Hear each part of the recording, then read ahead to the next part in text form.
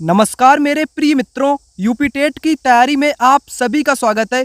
Paper 2 SST के लिए polity के 1000 वन लाइनर क्वेश्चन इस वीडियो में आप सभी को कराने वाला हूं।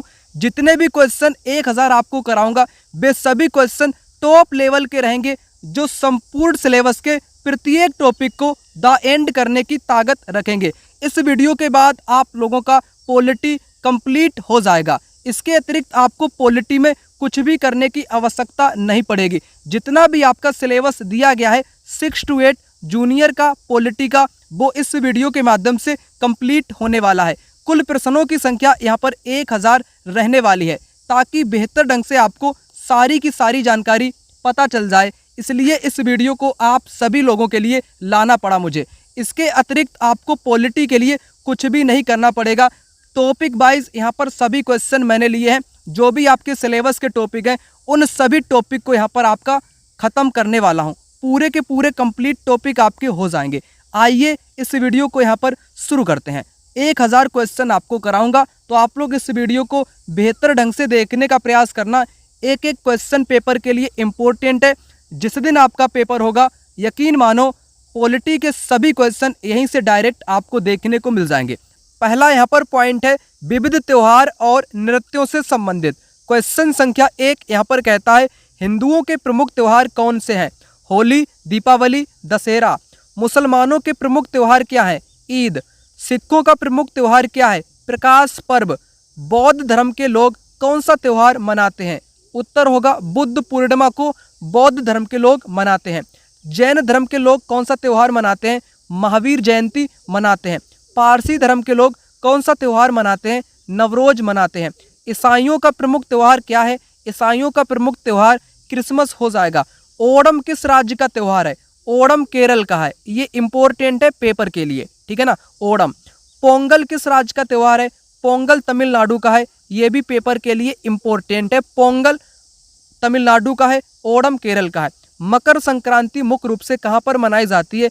उत्तर भारत में मनाई जाती है। बैसाखी किस राज्य का त्योहार है? बैसाखी पंजाब राज्य का त्योहार है। और आप सभी को पता होगा बैसाखी का त्योहार पंजाब में ही था, अमृतसर में।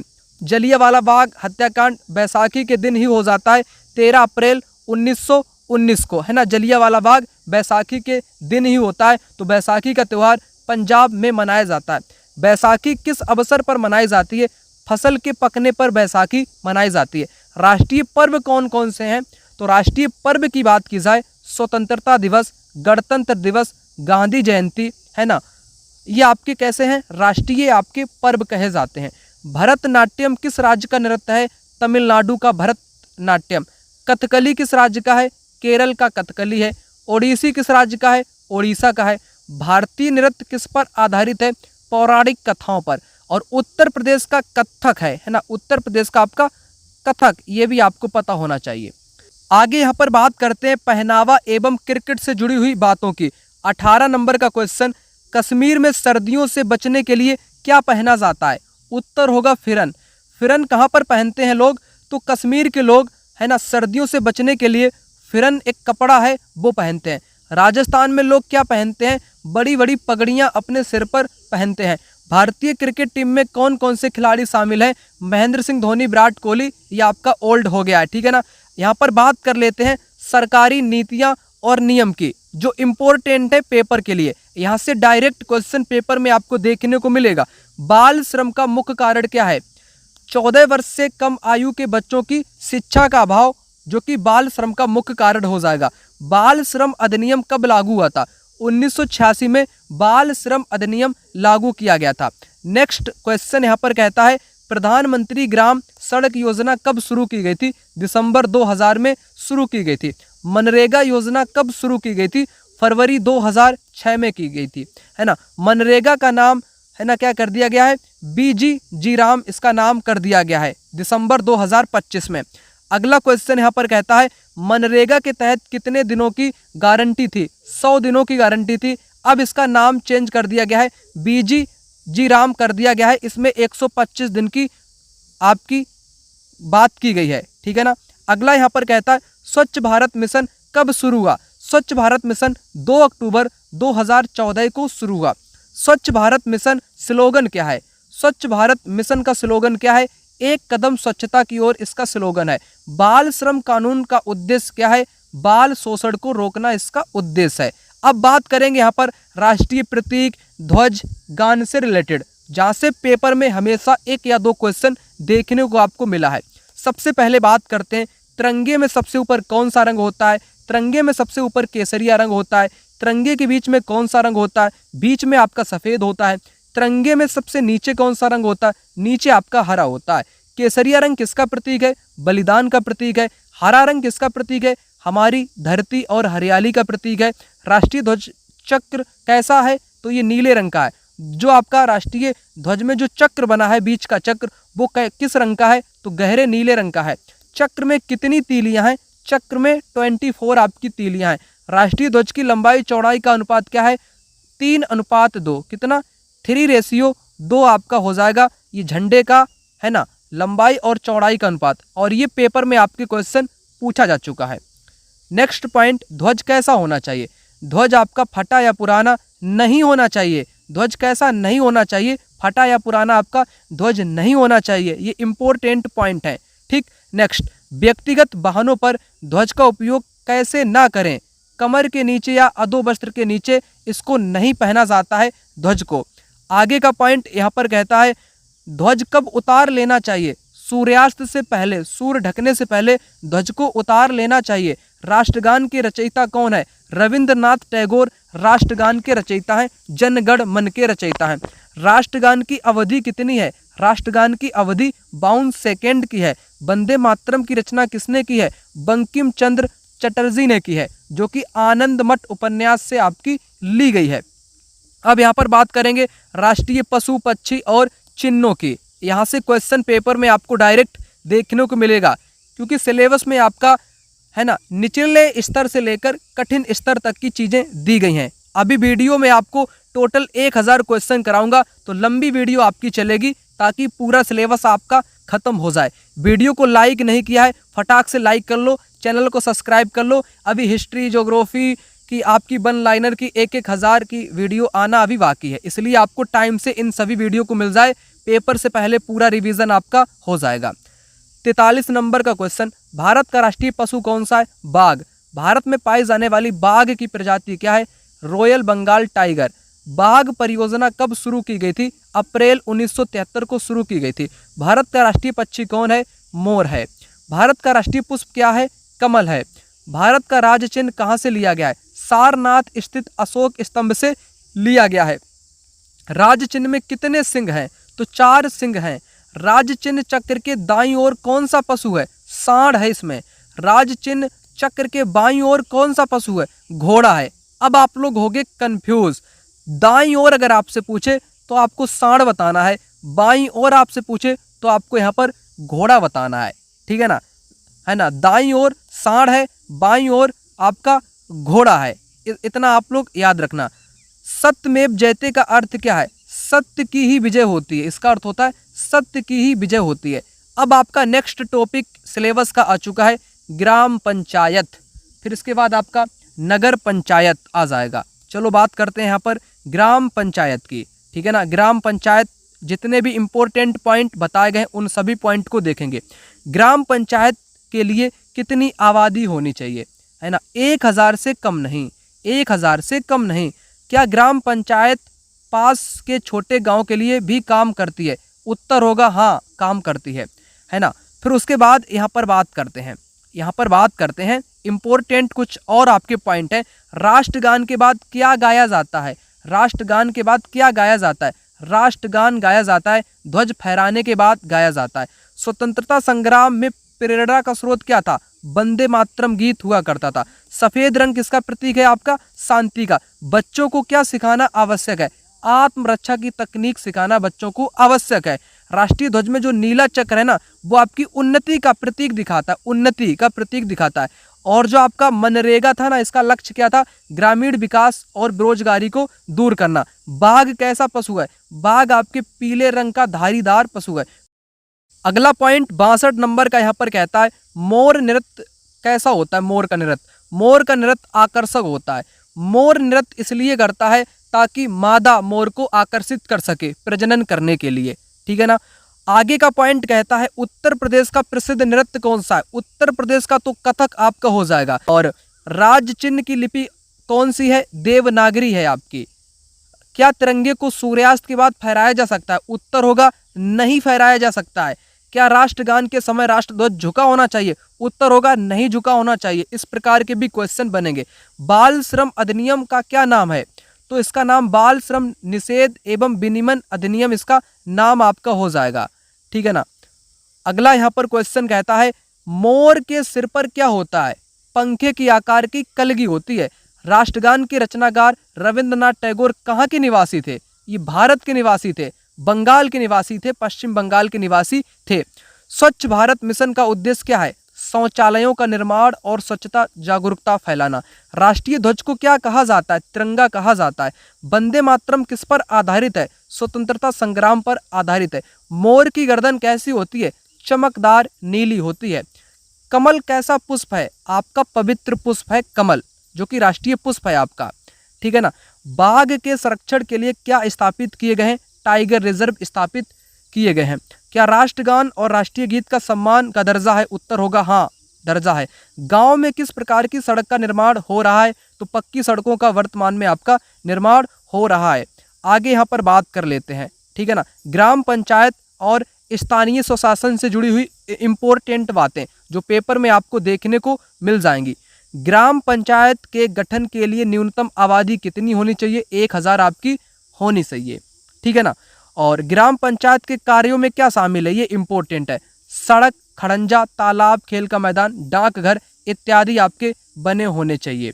ग्राम पंचायत के निर्णय के लिए किनके लिए, ग्राम पंचायत के निर्णय किनके लिए लिए जाते हैं, गांव के विकास और स्थानीय समस्याओं को सुलझाने के लिए लिए जाते हैं, ठीक। ग्राम पंचायत के सदस्य कितने वर्षों के लिए चुने जाते हैं, 5 ईयर्स के लिए चुने जाते हैं, ये इंपॉर्टेंट है। और यहाँ पर कहता है ग्राम पंचायत में किसका होना अनिवार्य है, किसका होना अनिवार्य है, तो महिलाओं तथा अनुसूचित जाति के सदस्यों का होना अनिवार्य है। ग्राम प्रधान का चुनाव किसके द्वारा किया जाता है, गांव के निवासियों द्वारा किया जाता है। ग्राम पंचायत में उप प्रधान का चुनाव कौन करता है, ग्राम पंचायत के सदस्य बहुमत से करते हैं। यदि ग्राम प्रधान ठीक से काम न करे तो उसे हटाया जा सकता है, बिल्कुल हटाया जा सकता है, जनता के द्वारा उसे हटाया जा सकता है। ग्राम पंचायत का जो सचिव होता है इसकी नियुक्ति कैसे होती है, सरकार के द्वारा इसकी नियुक्ति होती है। सरकार द्वारा नियुक्त कर्मचारी है आपका सचिव, सेक्रेटरी, है ना। ग्राम पंचायत सचिव जिसको बोलते हैं, सचिव जी, ठीक है ना, जिसको सेक्रेटरी के नाम से भी जानते हैं, सचिव को सेक्रेटरी भी बोलते हैं। पंचायत की बैठकों का वितरण कौन लिखता है, तो उत्तर होगा पंचायत सचिव ही आपका लिखता है। क्या सचिव ग्राम पंचायत का चुनाव लड़कर आता है, उत्तर होगा नहीं, ये नियुक्त होता है, इसको पेपर देना पड़ता है तब इसकी नौकरी लगती है। पंचायत को पैसे कहाँ से मिलते हैं, तो पंचायत को पैसे, इसके बारे में जानकारी सचिव देता है। अब यहाँ पर बात करेंगे नगर पंचायत और शहरी स्वशासन, अब यहाँ पर बात करेंगे नगर पंचायत और शहरी शासन से जुड़ी हुई महत्वपूर्ण बातों की, ठीक है ना। ग्राम पंचायत आपको समझा दिया मैंने, कम टाइम में आपको 100+ यहाँ पर क्वेश्चन करा दिए। जितने भी मित्रों को वन लाइनर की पीडीएफ चाहिए, हिस्ट्री, ज्योग्राफी, पॉलिटी, जिसमें आपको 1000 से 2000 तक के वन लाइनर क्वेश्चन मैंने दिए हैं, जो कि सिलेबस वाइज SCERT किताब का पूरा निचोड़ मैंने देने का प्रयास किया है। जहाँ से पेपर आपका बनेगा, जहाँ से यूपी टेट का आपका पूरा सिलेबस कॉपी पेस्ट किया गया है इन किताबों से, तो जाहिर सी बात है इन्हीं किताबों से पेपर आपका बनता है। मैं पहले भी कई वीडियो में आपको बता चुका हूं। और क्वेश्चन जितने भी PYQ पूछे गए तो SCERT से ही पूछे गए, और है ना, ये नोट्स ये आपको मिल जाएगा, है ना। एक नंबर यहाँ पर आपको दिखाई पड़ रहा होगा 9696400597, इस नंबर पर कॉल या मैसेज करके आप लोग वन लाइनर की PDF प्राप्त कर सकते हैं। आपको ग्रुप में ऐड कर दिया जाएगा, सभी क्लासेस का PDF आपको मिल जाएगा। जितने भी मित्रों को कंप्लीट नोट्स लेना है, नोट्स आपके अलग प्रकार के हैं, हैंड रिटन नोट्स हैं। नोट्स में आपको 299 में कंप्लीट आपको नोट्स मिल जाएंगे, और कंप्लीट आपको PYQ क्वेश्चन मिल जाएंगे ऑल ईयर्स के, प्लस आपको वन लाइनर की PDF, और इसके साथ जितने भी ऑब्जेक्टिव इंपॉर्टेंट आपकी थ्योरी रहेगी वो सब कुछ आपको 299 में मिल जाएगी। जितने भी मित्रों को सिर्फ PDF चाहिए वन लाइनर की, सिर्फ क्लासेस की चाहिए, तो 149 प्राइस है, ले लेना। लेकिन फायदे में रहोगे 299 वाले में पूरा आपको निचोड़ एक साथ में प्रोवाइड कर दूंगा। धड़ल्ले से पढ़ लेना, पेपर से पहले रिवीजन कर लेना, पूरा आपका कंप्लीट हो जाएगा। ठीक है ना। कंटेंट आप लोग देख ही पा रहे होगे, क्वेश्चन ये आपको अन्य किताबों में देखने को नहीं मिलेंगे। नगर पंचायत किन के लिए होती है? तो नगर पंचायत किन के लिए होती है? 5000 से 1 लाख तक की जनसंख्या वाले शहरों के लिए होती है। नगर पंचायत में कितने वार्ड होते हैं? नगर पंचायत में वार्ड की बात की जाए 10 से 24 आपके होते हैं। ठीक है ना। नगर पालिका परिषद के लिए जनसंख्या कितनी होनी चाहिए? 1 लाख से 5 लाख तक होनी चाहिए। नगर पालिका परिषद की बात यहाँ पर की गई है।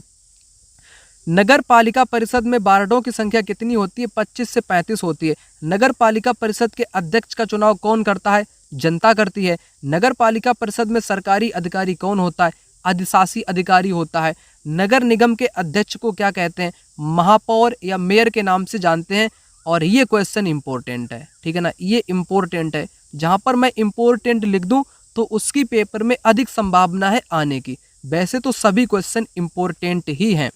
नगर निगम के मुख्य प्रशासनिक अधिकारी को नगर आयुक्त कहा जाता है। नगर निगम के वार्ड सदस्यों की संख्या कितनी होती है ना? तो 60 से 110 तक आपकी होती है। शहरी निकायों की समितियों का कार्य करती है पानी, सफाई, स्वास्थ्य, रोशनी, लाइट की व्यवस्था आपकी करती है।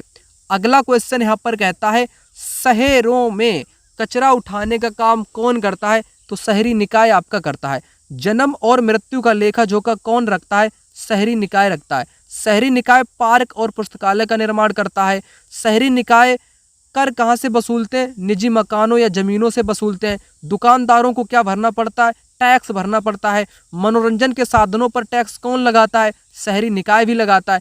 करों के अलावा नगरीय निकायों को पैसे कहाँ से मिलते हैं? तो भारत सरकार से इनको पैसे मिलते हैं। अब बात करेंगे सड़क सुरक्षा की। सिलेबस उठा करके पॉलिटी का देख लेना।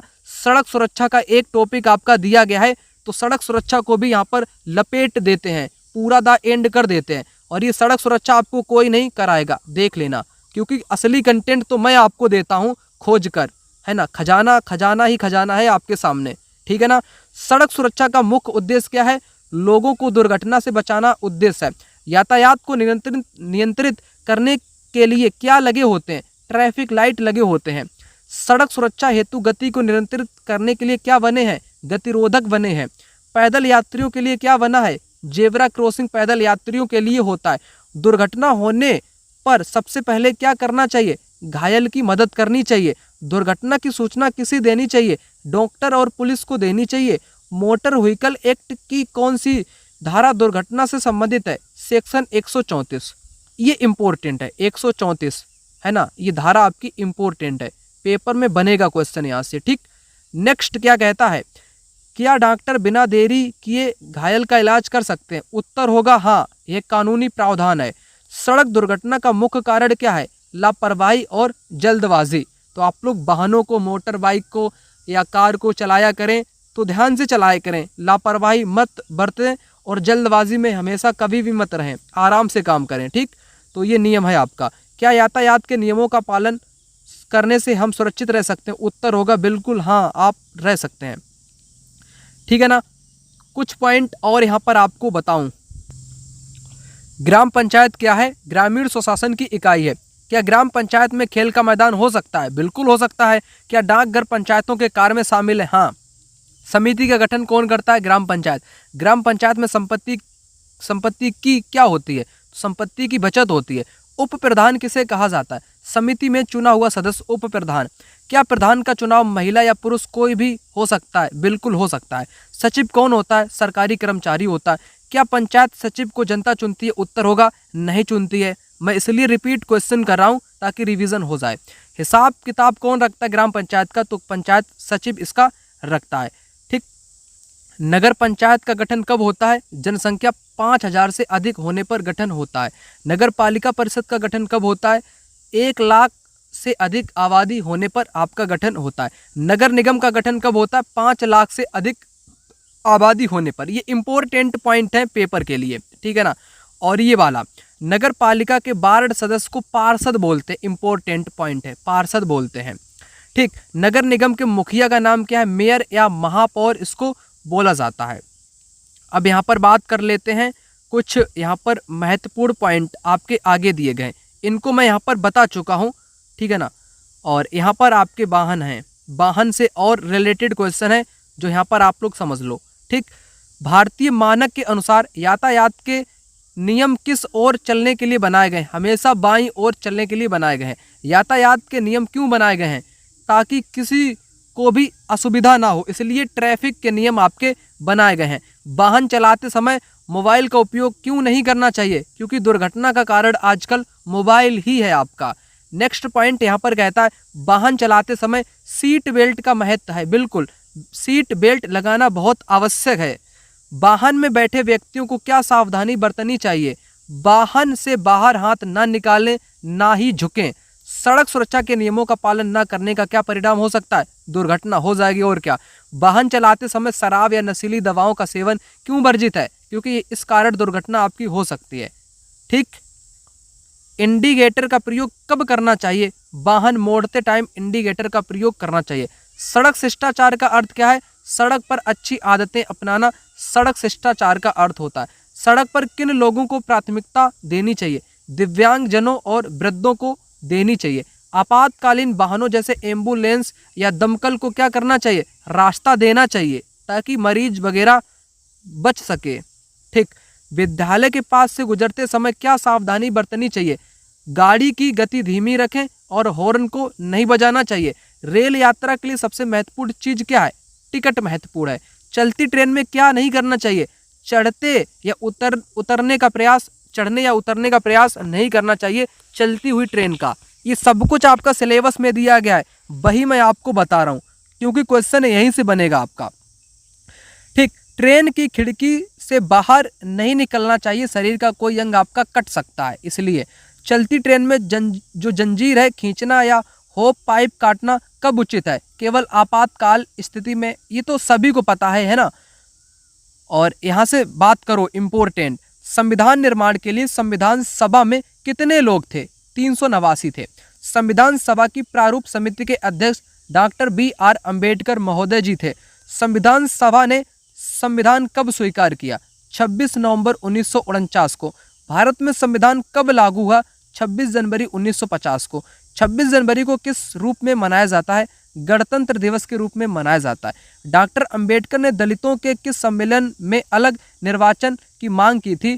तो उत्तर हो जाएगा लंदन में गोलमेज सम्मेलन में मांग की थी। नेक्स्ट पॉइंट यहाँ पर आपका कहता है मूल संविधान में कितने भाग और अनुच्छेद आपके थे? 22 भाग थे मूल अनुच्छेद में। जो मूल संविधान था उसमें 22 भाग थे और 395 अनुच्छेद थे। मूल संविधान में कितनी अनुसूचियां थी? 8 अनुसूचियां थी। वर्तमान में कितनी अनुसूचियां? 12 अनुसूची हैं। नेक्स्ट, प्रभुत्व संपन्न का अर्थ क्या है? देश आंतरिक और बाहरी मामलों में पूर्ण स्वतंत्र है। तो प्रभुत्व का मतलब क्या होता है? प्रभुत्व का मतलब होता है देश आंतरिक रूप से बाहरी रूप से पूर्ण स्वतंत्र है। पंथ निरपेक्ष का अर्थ क्या है? राज्य किसी विशेष धर्म को मान्यता नहीं देता। शिक्षा का अधिकार मौलिक अधिकार में कब जोड़ा गया? 2002 में 86वें संशोधन के द्वारा। ये पेपर के लिए इम्पोर्टेंट है। जहां पर मैं इम्पोर्टेंट बता दूं तो वो आपके लिए ज़्यादा इम्पोर्टेंट है, ठीक। शिक्षा का अधिकार किस आयु वर्ग के बच्चों के लिए? 6 से 14 वर्ष के बच्चों के लिए है और अनुच्छेद 21A में आपका ये शामिल किया गया है। निःशुल्क एवं अनिवार्य बाल शिक्षा का अधिकार अधिनियम कब पारित किया गया? 2009 में। राष्ट्रीय बाल अधिकार संरक्षण आयोग की स्थापना कब हुई? मार्च 2007 में। बाल अधिकार संरक्षण आयोग का कार्यालय कहाँ पर है? तो लखनऊ में है। कैलाश सत्यार्थी बहुत इंपॉर्टेंट, ये रहा पॉइंट। कुछ पॉइंट बहुत इंपॉर्टेंट होंगे। कैलाश सत्यार्थी किस आंदोलन के संस्थापक हैं? बचपन बचाओ आंदोलन। पहली बार आप लोग सुन रहे होंगे कि बचपन बचाओ आंदोलन कैलाश सत्यार्थी हैं इसके संस्थापक, ठीक। इंपॉर्टेंट है।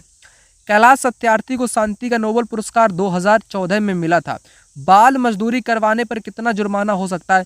20,000 से 50,000 का। बाल मजदूरी के दोषी को कितनी सजा हो सकती है? 6 से 2 साल की हो सकती है। बच्चों को दोपहर का भोजन कौन उपलब्ध कराता है? सरकार कराती है, मिड डे मील। नीति निर्देशक तत्वों का पालन न करने पर सरकार के विरुद्ध कोर्ट जाया जा सकता है? नहीं जाया जा सकता है। जो नीति निर्देशक तत्व हैं ये समाज कल्याण के लिए बनाए गए। इसके लिए कोई कोर्ट वोट नहीं जा सकता है। नीति निर्देशक तत्व डीपीएसपी के लिए, ठीक है ना, जो कि आपके अनुच्छेद संविधान की भाग 4 में आपके आते हैं। भाग 4 में क्या आता है? नीति निर्देशक तत्व आपके आते हैं। मौलिक कर्तव्य संविधान में कब जोड़े गए? 1976 में जोड़े गए। वर्तमान में मौलिक कर्तव्यों की संख्या 11 है। 6 से 14 वर्ष के बच्चों को शिक्षा दिलाने का कर्तव्य कब जोड़ा गया? 2002 में 86वां संविधान संशोधन में जोड़ा गया, अनुच्छेद 21A में। संघ सूची का अधिकार किसके पास है? संसद के पास है। संघ सूची के 2 विषय कौन कौन से? रेल, रक्षा। ये संघ सूची में कौन से परिवहन शामिल हैं? जल परिवहन, वायु परिवहन, ये संघ सूची में आपके शामिल हैं। संघ सूची में वित्तीय संस्थान आपका बैंक शामिल है। संघ सूची में डाक तार आपके शामिल है। राज्य सूची पर कानून बनाने का अधिकार राज्य विधानमंडल को है। राज्य सूची में पुलिस, कृषि आपका आता है और स्वच्छता का विषय आपका राज्य का ही है ना। निचली अदालत का विषय राज्य सूची का ही है। पशुधन किस सूची का विषय? तो राज्य सूची का पशुधन भी आपका हो जाएगा, ठीक। नेक्स्ट, मत्स्य पालन किसका विषय है?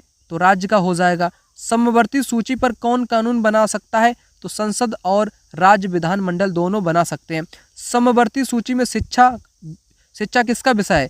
केंद्र और राज्य दोनों का है समवर्ती। समवर्ती सूची के कोई 2 विषय, शिक्षा आपकी होगी और चिकित्सा। शिक्षा तो आपकी इंपॉर्टेंट है, समवर्ती सूची में आती है। चिकित्सा भी समवर्ती में ही आती है। विवाह किस सूची का है? विवाह भी आपका समवर्ती का है। समवर्ती सूची में वन किसका विषय है? केंद्र और राज्य दोनों का विषय आपका वन हो जाएगा। बिजली समवर्ती सूची में आता है, उत्तर होगा आपका हाँ। बिजली किस में आता है? समवर्ती में आता है। समाचार पत्र किस में आता है? समवर्ती में आता है। धार्मिक संस्थाएं किस में आती हैं? समवर्ती में आती हैं। संविधान सभा में सरोजिनी नायडू थी, बिल्कुल थी, ये बात करेक्ट हो जाएगी। मौलिक कर्तव्य भारत के हर नागरिक का कर्तव्य है, बिल्कुल। राष्ट्रध्वज का आदर करना कैसा कर्तव्य है? मौलिक कर्तव्य है राष्ट्रध्वज का आदर करना। हिंसा से दूर रहना किस सूची का आदर्श है? मौलिक कर्तव्य का। वैज्ञानिक दृष्टिकोण का विकास करना किसका कर्तव्य है? नागरिक का। संविधान में मौलिक कर्तव्य किस वर्ष जोड़े गए? 42वें संविधान संशोधन 1976 के तहत जोड़े गए। बैंक संघ सूची का विषय है आपका, ठीक है ना, हाँ हो जाएगा। सिंचाई राज्य सूची का विषय है, हाँ हो जाएगा। कारागार ये आपके राज्य सूची का विषय है। पुस्तक समवर्ती सूची का विषय है। पुस्तक किताब, ठीक है ना, समवर्ती सूची का विषय है। और क्या परिवार भी समवर्ती सूची का विषय? परिवार की हम लोग बात करते हैं अपने फैमिली की, तो वो भी आपके समवर्ती सूची का ही विषय है। राज्य नीति निर्देशक तत्व किस लिए है? सरकार को नीति बनाने हेतु निर्देश देने के लिए। समान कार्य के लिए समान मजदूरी किस नीति का तत्व है? नीति निर्देशक तत्व है। वन एवं वन्य जीवों की रक्षा करना भी ये राज्य का काम है, जो कि नीति निर्देशक तत्व में आपका आता है। क्या न्यायपालिका और कार्यपालिका अलग होने चाहिए? बिल्कुल, उत्तर आपका हो जाएगा हाँ। अंतर्राष्ट्रीय शांति किस, ये आपके अनुच्छेद 50 की बात करता है ना। न्यायपालिका कार्यपालिका की स्वतंत्रता या पृथक्करण दोनों का। अंतर्राष्ट्रीय शांति किस नीति का उद्देश्य है? नीति निर्देशक तत्व का ही है, अनुच्छेद 51 में आपका ये आता है। संविधान सभा के अध्यक्ष डॉक्टर राजेंद्र प्रसाद हुआ करते थे। जवाहरलाल नेहरू ने संविधान पर क्या किया? हस्ताक्षर किए। दलितों ने सामाजिक उत्थान के लिए किसने कार्य किया? अंबेडकर ने दलितों के लिए काम किया, है ना। संविधान में संशोधन किया जा सकता है, बिल्कुल किया जा सकता है। समाजवाद का अर्थ क्या है? आर्थिक समानता लाने का प्रयास। बंधुता बढ़ाने का संकल्प किसमें है? प्रस्तावना में है। क्या बाल श्रम कानून अपराध है? बिल्कुल अपराध है, करेक्ट हो जाएगा। नेक्स्ट पॉइंट कहता है राज्य बाल अधिकार आयोग का काम क्या है? बाल अधिकारों की रक्षा करना इसका काम है। राष्ट्रीय बाल अधिकार संरक्षण आयोग कब बना? 2007 में बना, इंपॉर्टेंट है। क्या बच्चों को स्वास्थ्य वातावरण मिलना चाहिए? उत्तर होगा हाँ मिलना चाहिए। भेदभाव रहित बनाना किसका काम है? सरकार का काम है, ठीक है ना। समवर्ती सूची में कानून पर मतभेद होता है केंद्र और राज्य के कानून के बीच में। राष्ट्रीय राजमार्ग किस विषय का है? राष्ट्रीय राजमार्ग जो है ना ये संघ का है। विदेशी मामले संघ का है। शिक्षा समवर्ती सूची का विषय है। चिकित्सा आपकी समवर्ती सूची का विषय है, ठीक। स्वच्छता राज्य सूची का विषय है। सड़क राज्य सूची का विषय है। डाक और तार ये आपके संघ सूची के हैं। डाक और तार संघ सूची के हैं। संविधान सभा के सदस्य कौन से प्रांतों के थे? भारत के हर प्रांतों के इसमें थे। हमने यहाँ पर अभी तक आपको 300 क्वेश्चन करा दिए, 700 अभी आपके बाकी है, उनको भी ख़त्म कर ही लेंगे धीरे धीरे। अब बात करेंगे सरकार के अंग और संसद से जुड़ी हुई इम्पोर्टेंट बातें सिलेबस के अकॉर्डिंग। यहाँ पर एक भी क्वेश्चन आपका फालतू नहीं लिया गया है, सभी इम्पोर्टेंट हैं जो पूरे सिलेबस के प्रत्येक टॉपिक को निचोड़ते हैं। ठीक है ना। यहाँ तक वीडियो देख लिया, लाइक नहीं किया लाइक करो, चैनल को सब्सक्राइब करो, वीडियो में कमेंट करो। ठीक है ना। जितना अधिक आप लोग कमेंट अच्छे अच्छे करोगे तो उतना मुझे अच्छा लगता है। ठीक है ना। आपको पढ़ाने में भी आनंद आता है। और कहाँ कहाँ से आप लोग वीडियो देख रहे हो तो कमेंट बॉक्स में कमेंट ठोक दो कि मैं यूपी के 75 जिलों में से इस ज़िले से देख रहा हूँ, मेरे इस ज़िले की यह खासियत है, तो आप लोग बता देना। ठीक है ना। तो ये वाली PDF आप लोग प्राप्त कर ही लेना। ये वाला नंबर यहाँ पर दिया गया है, 299 में कंप्लीट सब कुछ मैं आपको दे दूंगा। जितना कुछ होगा यूपी टेट का ग्रुप में ऐड कर दूंगा, नोट्स दे दूंगा, PYQ दे दूंगा, पूरा दे दूंगा। अलग से कुछ नहीं आपको करना पड़ेगा। पेपर का अंतिम दौर पूरा रिवीजन 4 से 5 घंटे के भीतर आपका हो जाएगा। अगला देखो, सरकार के 3 अंग कौन कौन से हैं? व्यवस्थापिका, कार्यपालिका, न्यायपालिका। केंद्र में व्यवस्थापिका का नाम क्या है? संसद। संसद को व्यवस्थापिका के नाम से भी जानते हैं। राज्य स्तर पर व्यवस्थापिका को क्या बोलते हैं? विधानमंडल बोलते हैं। केंद्र की कार्यपालिका में क्या शामिल है? केंद्रीय मंत्रिपरिषद इसमें आपका शामिल है। राज्य की कार्यपालिका में क्या शामिल है? राज्य मंत्रिपरिषद शामिल है। केंद्र की न्यायपालिका में उच्चतम न्यायालय है। केंद्र में आपका हाई कोर्ट जो कि दिल्ली में है आपका।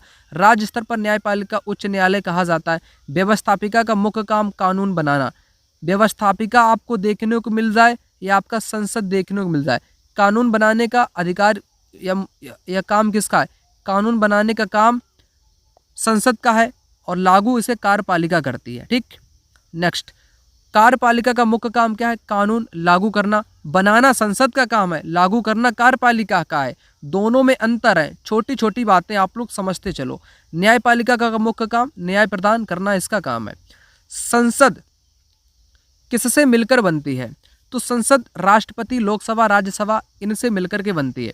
संसद के 3 अंग। संसद के कितने अंग होते हैं? 3 अंग। एक तो आपका राष्ट्रपति हो गया, प्रेसिडेंट आपका हो गया, राष्ट्रपति हो गया। दूसरा आपका लोकसभा हो गया, लोकसभा हो गया। तीसरा आपका राज्यसभा हो गया। ये 3 हो गए आपके। ठीक। लोकसभा को संसद का कौन सा सदन कहा जाता है? लोकसभा को लोअर हाउस कहा जाता है। लोकसभा को निम्न सदन, लोअर हाउस कहा जाता है। लोकसभा की अधिकतम सदस्य संख्या क्या हो सकती है? 552। वर्तमान में लोकसभा में कितने निर्वाचित सदस्य हैं? 545। लोकसभा में आंग्ल भारतीय समुदाय से कितने सदस्य मनोनीत होते हैं? 2 सदस्य होते हैं। इसको खत्म कर दिया गया।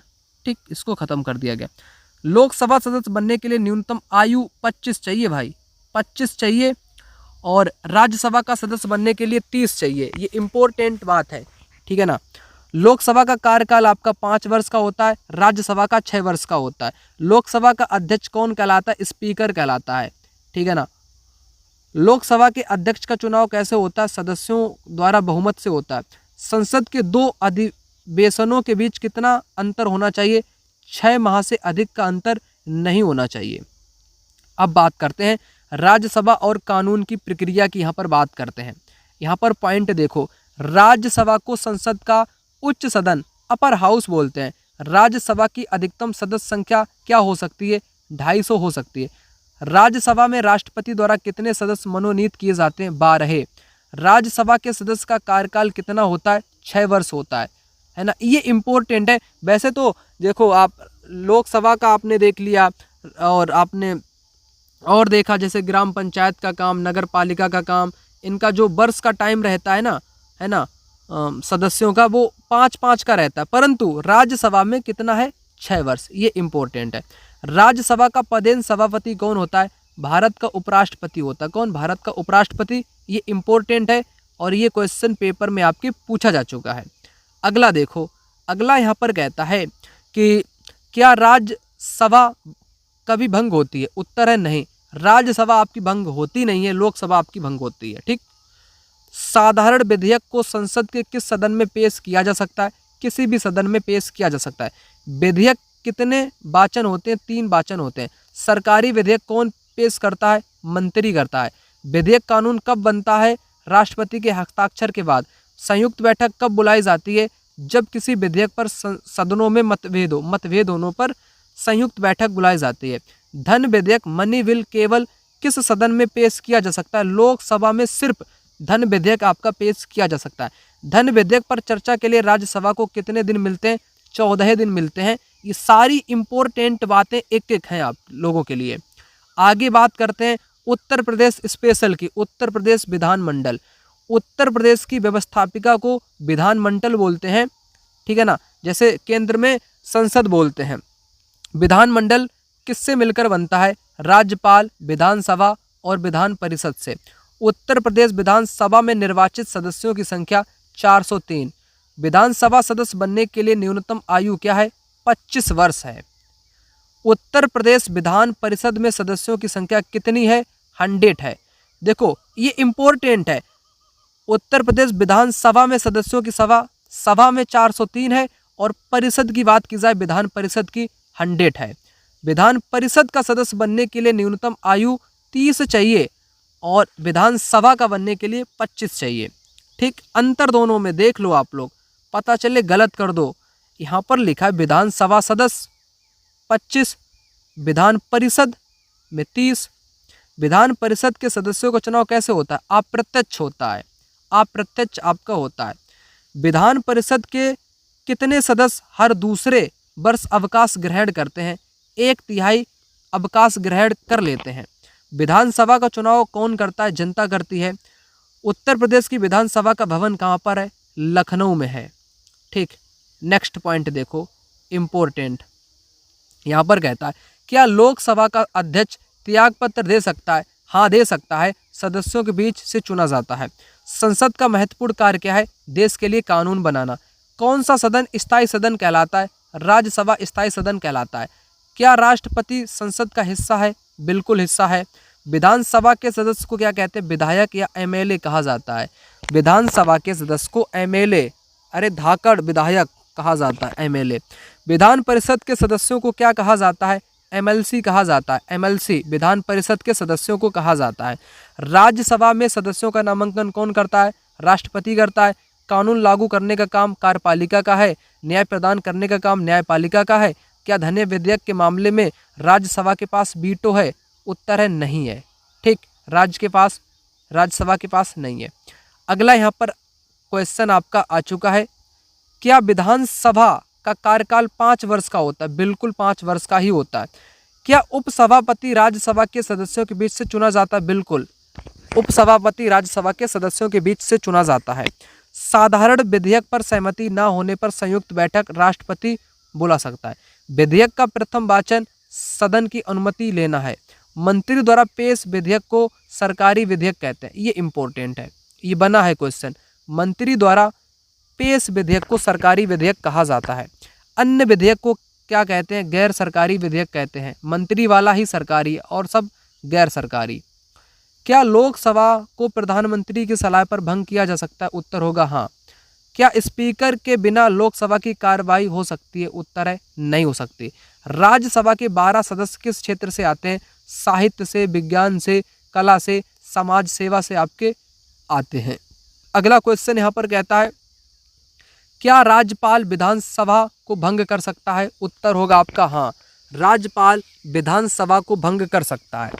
उत्तर प्रदेश विधानसभा के अध्यक्ष कौन चुनते हैं? तो सदस्य चुनते हैं। वर्तमान में उत्तर प्रदेश विधानसभा के अध्यक्ष कौन है? जरा कमेंट बॉक्स में कमेंट करके बताओ। क्या केंद्र की न्यायपालिका उच्चतम न्यायालय है? बिल्कुल। क्या कार्यपालिका को कानून बनाने का अधिकार है? कार्यपालिका को कानून बनाने का अधिकार नहीं है, यह तो व्यवस्थापिका का काम है, संसद का काम है, ये सिर्फ लागू करती है। क्या विधान परिषद का चुनाव जनता करती है? उत्तर होगा नहीं, विधान परिषद का चुनाव जनता नहीं करती है, ये आपका अप्रत्यक्ष होता है। क्या भारत का संसद भवन दिल्ली में है? बिल्कुल दिल्ली में ही है, करेक्ट आपका हो जाएगा। ठीक। क्या लोकसभा के सदस्य सीधे जनता के द्वारा चुने जाते हैं? बिल्कुल सीधे जनता के द्वारा ही चुने जाते हैं। क्या धन विधेयक के लिए राष्ट्रपति की अनुमति लेना आवश्यक है? बिल्कुल आवश्यक है। क्या विधानमंडल का मुख्य काम कानून बनाना है? बिल्कुल करेक्ट हो जाएगा। राज्यसभा का उपसभापति कौन चुनते हैं? राज्यसभा के सदस्य चुनते हैं। लोकसभा में 2 सदस्य किस समुदाय के आते हैं? आंग्ल भारतीय और इसे द एंड कर दिया गया है। ठीक, अब नहीं है ये। अगला देखो, सदन की कार्रवाई कौन संचालित करता है? अध्यक्ष करता है। क्या राज्यसभा का सदस्य कम से कम 30 वर्ष का होना चाहिए? राज्यसभा का 30 वर्ष का होना चाहिए, ठीक है ना, करेक्ट हो जाएगा। लोकसभा का 25 वर्ष का भी चलेगा। क्या विधानसभा का 5 वर्ष के लिए बनती है? विधानसभा 5 वर्ष के लिए आपकी बनती है। केंद्र की कार्यपालिका का हिस्सा क्या है? केंद्रीय मंत्रिपरिषद। क्या बजट धन विधेयक का हिस्सा है? उत्तर है हाँ। राज्यसभा के लिए चुनाव कौन करते हैं? विधानसभा के निर्वाचित सदस्य करते हैं। अगला पॉइंट कहता है यहाँ पर, क्या विधान परिषद का सदस्य 6 वर्ष के लिए होता है? उत्तर है नहीं, लेकिन इसका कार्यकाल 6 वर्ष का होता है। अंतर यहाँ पर आप लोग समझो, क्या विधान परिषद का सदस्य 6 वर्ष के लिए होता है? 6 वर्ष के लिए तो नहीं होता है, लेकिन कार्यकाल इसका 6 वर्ष का होता है। कानून निर्माण प्रक्रिया संसद। क्या लोकसभा स्पीकर को हटाया जा सकता है? बिल्कुल हटाया जा सकता है। क्या राष्ट्रपति संसद का अभिन्न अंग है? बिल्कुल अंग है। कार्यपालिका क्या करती है? कानून का क्रियान्वयन करती है। व्यवस्थापिका को केंद्र में क्या कहते हैं? संसद बोलते हैं। क्या विधानसभा को राज्यपाल भंग कर सकता है? उत्तर होगा हाँ, कर सकता है। राज्यसभा में मनोनीत सदस्य का कार्यकाल क्या है? तो इसका आपका 6 वर्ष का हो जाएगा, ठीक है ना, राज्यसभा का। ठीक, अगला, कानून बनाने की प्रक्रिया कहाँ से ली गई है? तो संविधान में कानून बनाने की प्रक्रिया संविधान से ली गई है। क्या संसद के 3 भाग हैं? संसद के आपके 3 भाग हैं, राष्ट्रपति, राज्यसभा और आपका लोकसभा। लोकसभा के सदस्य कैसे चुने जाते हैं? जनता द्वारा चुने जाते हैं। क्या उत्तर प्रदेश में विधान परिषद है? उत्तर होगा हाँ। राज्यसभा का सभापति कौन होता है? उपराष्ट्रपति होता है। क्या विधानसभा में बजट पेश होता है? उत्तर होगा हाँ। क्या कार्यपालिका कानून का पालन करती है? हाँ, करती है। क्या न्यायपालिका का काम न्याय देना है? बिल्कुल देना है। विधानसभा में 403 सदस्य कैसे चुने जाते हैं? तो जनता के द्वारा आपके एमएलए चुने जाते हैं। क्या संसद का काम कानून बनाना है? उत्तर होगा हाँ। क्या उपराष्ट्रपति राज्यसभा का सभापति है? उत्तर होगा हाँ। सदन की कार्रवाई पर नियंत्रण किसका है? अध्यक्ष का है। क्या संविधान में कानून निर्माण की विधि है? उत्तर होगा बिल्कुल हाँ। देखो, आपके यहाँ पर 400 क्वेश्चन पूरे हो चुके हैं, 600 क्वेश्चन अभी आपके बाकी है। अब यहाँ पर बात करेंगे राष्ट्रपति और कार्यपालिका की। यहाँ पर देखो, भारत का प्रथम नागरिक कौन होता है? भारत का प्रथम नागरिक राष्ट्रपति होता है। भारत का प्रथम नागरिक राष्ट्रपति आपका होता है। ठीक, नेक्स्ट, भारत की तीनों सेनाओं का सर्वोच्च सेनापति राष्ट्रपति होता है। इंपॉर्टेंट है ये।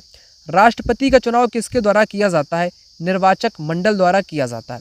राष्ट्रपति के चुनाव में कौन शामिल होता है? संसद के दोनों सदनों के निर्वाचित सदस्य आपके इसमें शामिल होते हैं तथा राज्यों और संघ राज्य क्षेत्रों की विधान सभाओं के निर्वाचित सदस्य आपके शामिल होते हैं राष्ट्रपति के चुनाव में। राष्ट्रपति का चुनाव देख लो, संसद के दोनों सदन हो गए निर्वाचित सदस्य और राज्य क्षेत्रों की विधानसभाओं के निर्वाचित सदस्य आपके चुने जाते हैं।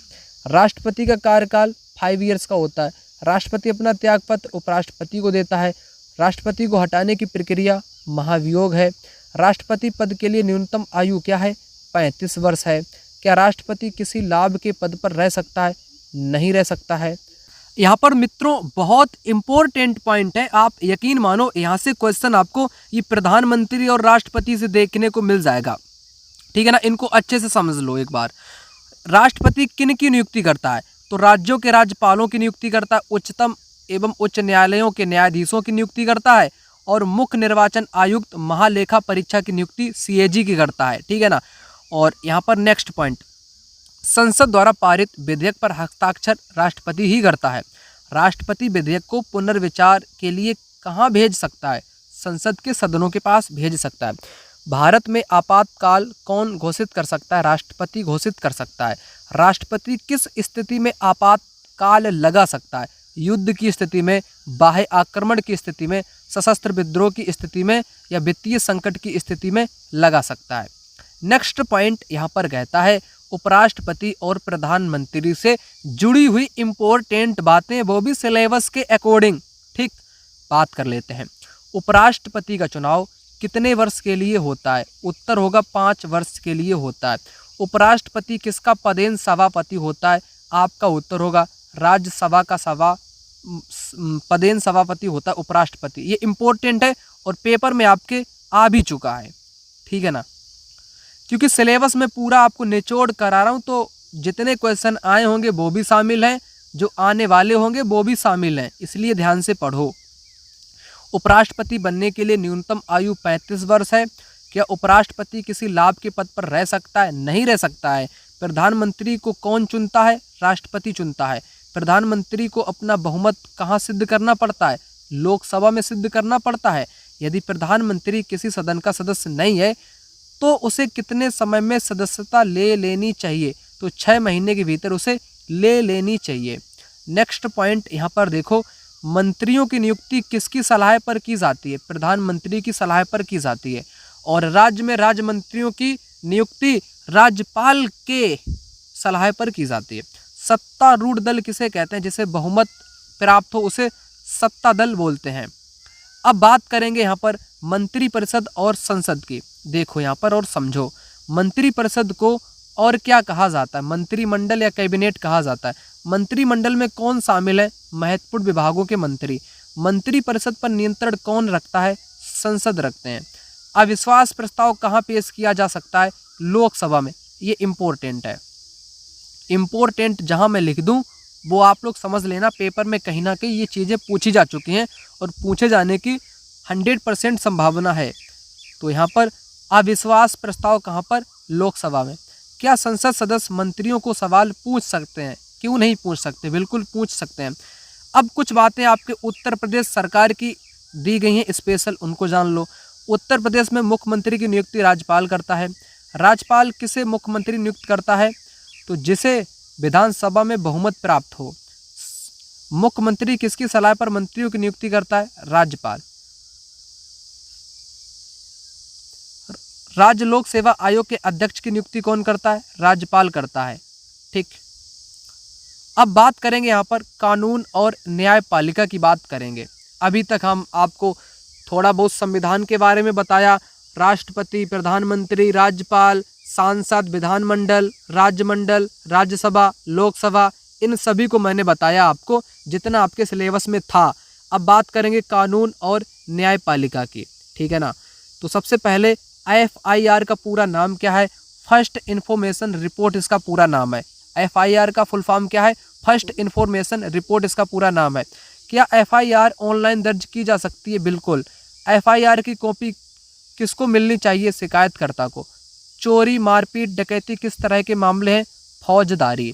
चोरी, मारपीट, डकैती ये आपके क्राइम वाले हैं, है ना। क्राइम वाले को फौजदारी बोलते हैं। क्राइम, अपराध, रेप करना और किसी का मर्डर कर देना, मार देना, डकैती कर लेना, मारपीट, चोरी, ये आपके फौजदारी अपराध, क्राइम।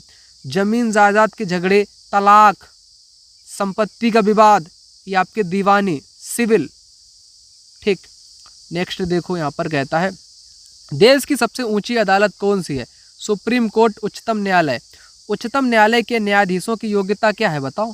योग्यता है कि वो भारत का नागरिक होना चाहिए, है ना। भारत का एक तो नागरिक होना चाहिए और 10 वर्ष की वकालत का अनुभव होना चाहिए या 5 वर्ष का न्यायाधीश का अनुभव उसे होना चाहिए, तो बन सकता है। और उच्चतम न्यायालय, सुप्रीम कोर्ट के मुख्य न्यायाधीशों सहित न्यायाधीशों की संख्या 31 है टोटल। न्यायाधीशों का कार्यकाल कितने वर्ष तक होता है? 65 वर्ष की आयु तक होता है। ठीक। तो 65 वर्ष तक की आयु तक होता है। उच्चतम न्यायालय के न्यायाधीशों को कैसे हटाया जा सकता है? संसद की सिफारिश पर राष्ट्रपति द्वारा हटाया जा सकता है न्यायाधीश। संसद की सिफारिश पर राष्ट्रपति के द्वारा हटाया जा सकता है। ये पॉइंट इंपॉर्टेंट है। उच्चतम न्यायालय का मुख्य काम क्या है? संविधान की व्याख्या करना, नागरिकों के मौलिक अधिकारों की रक्षा करना।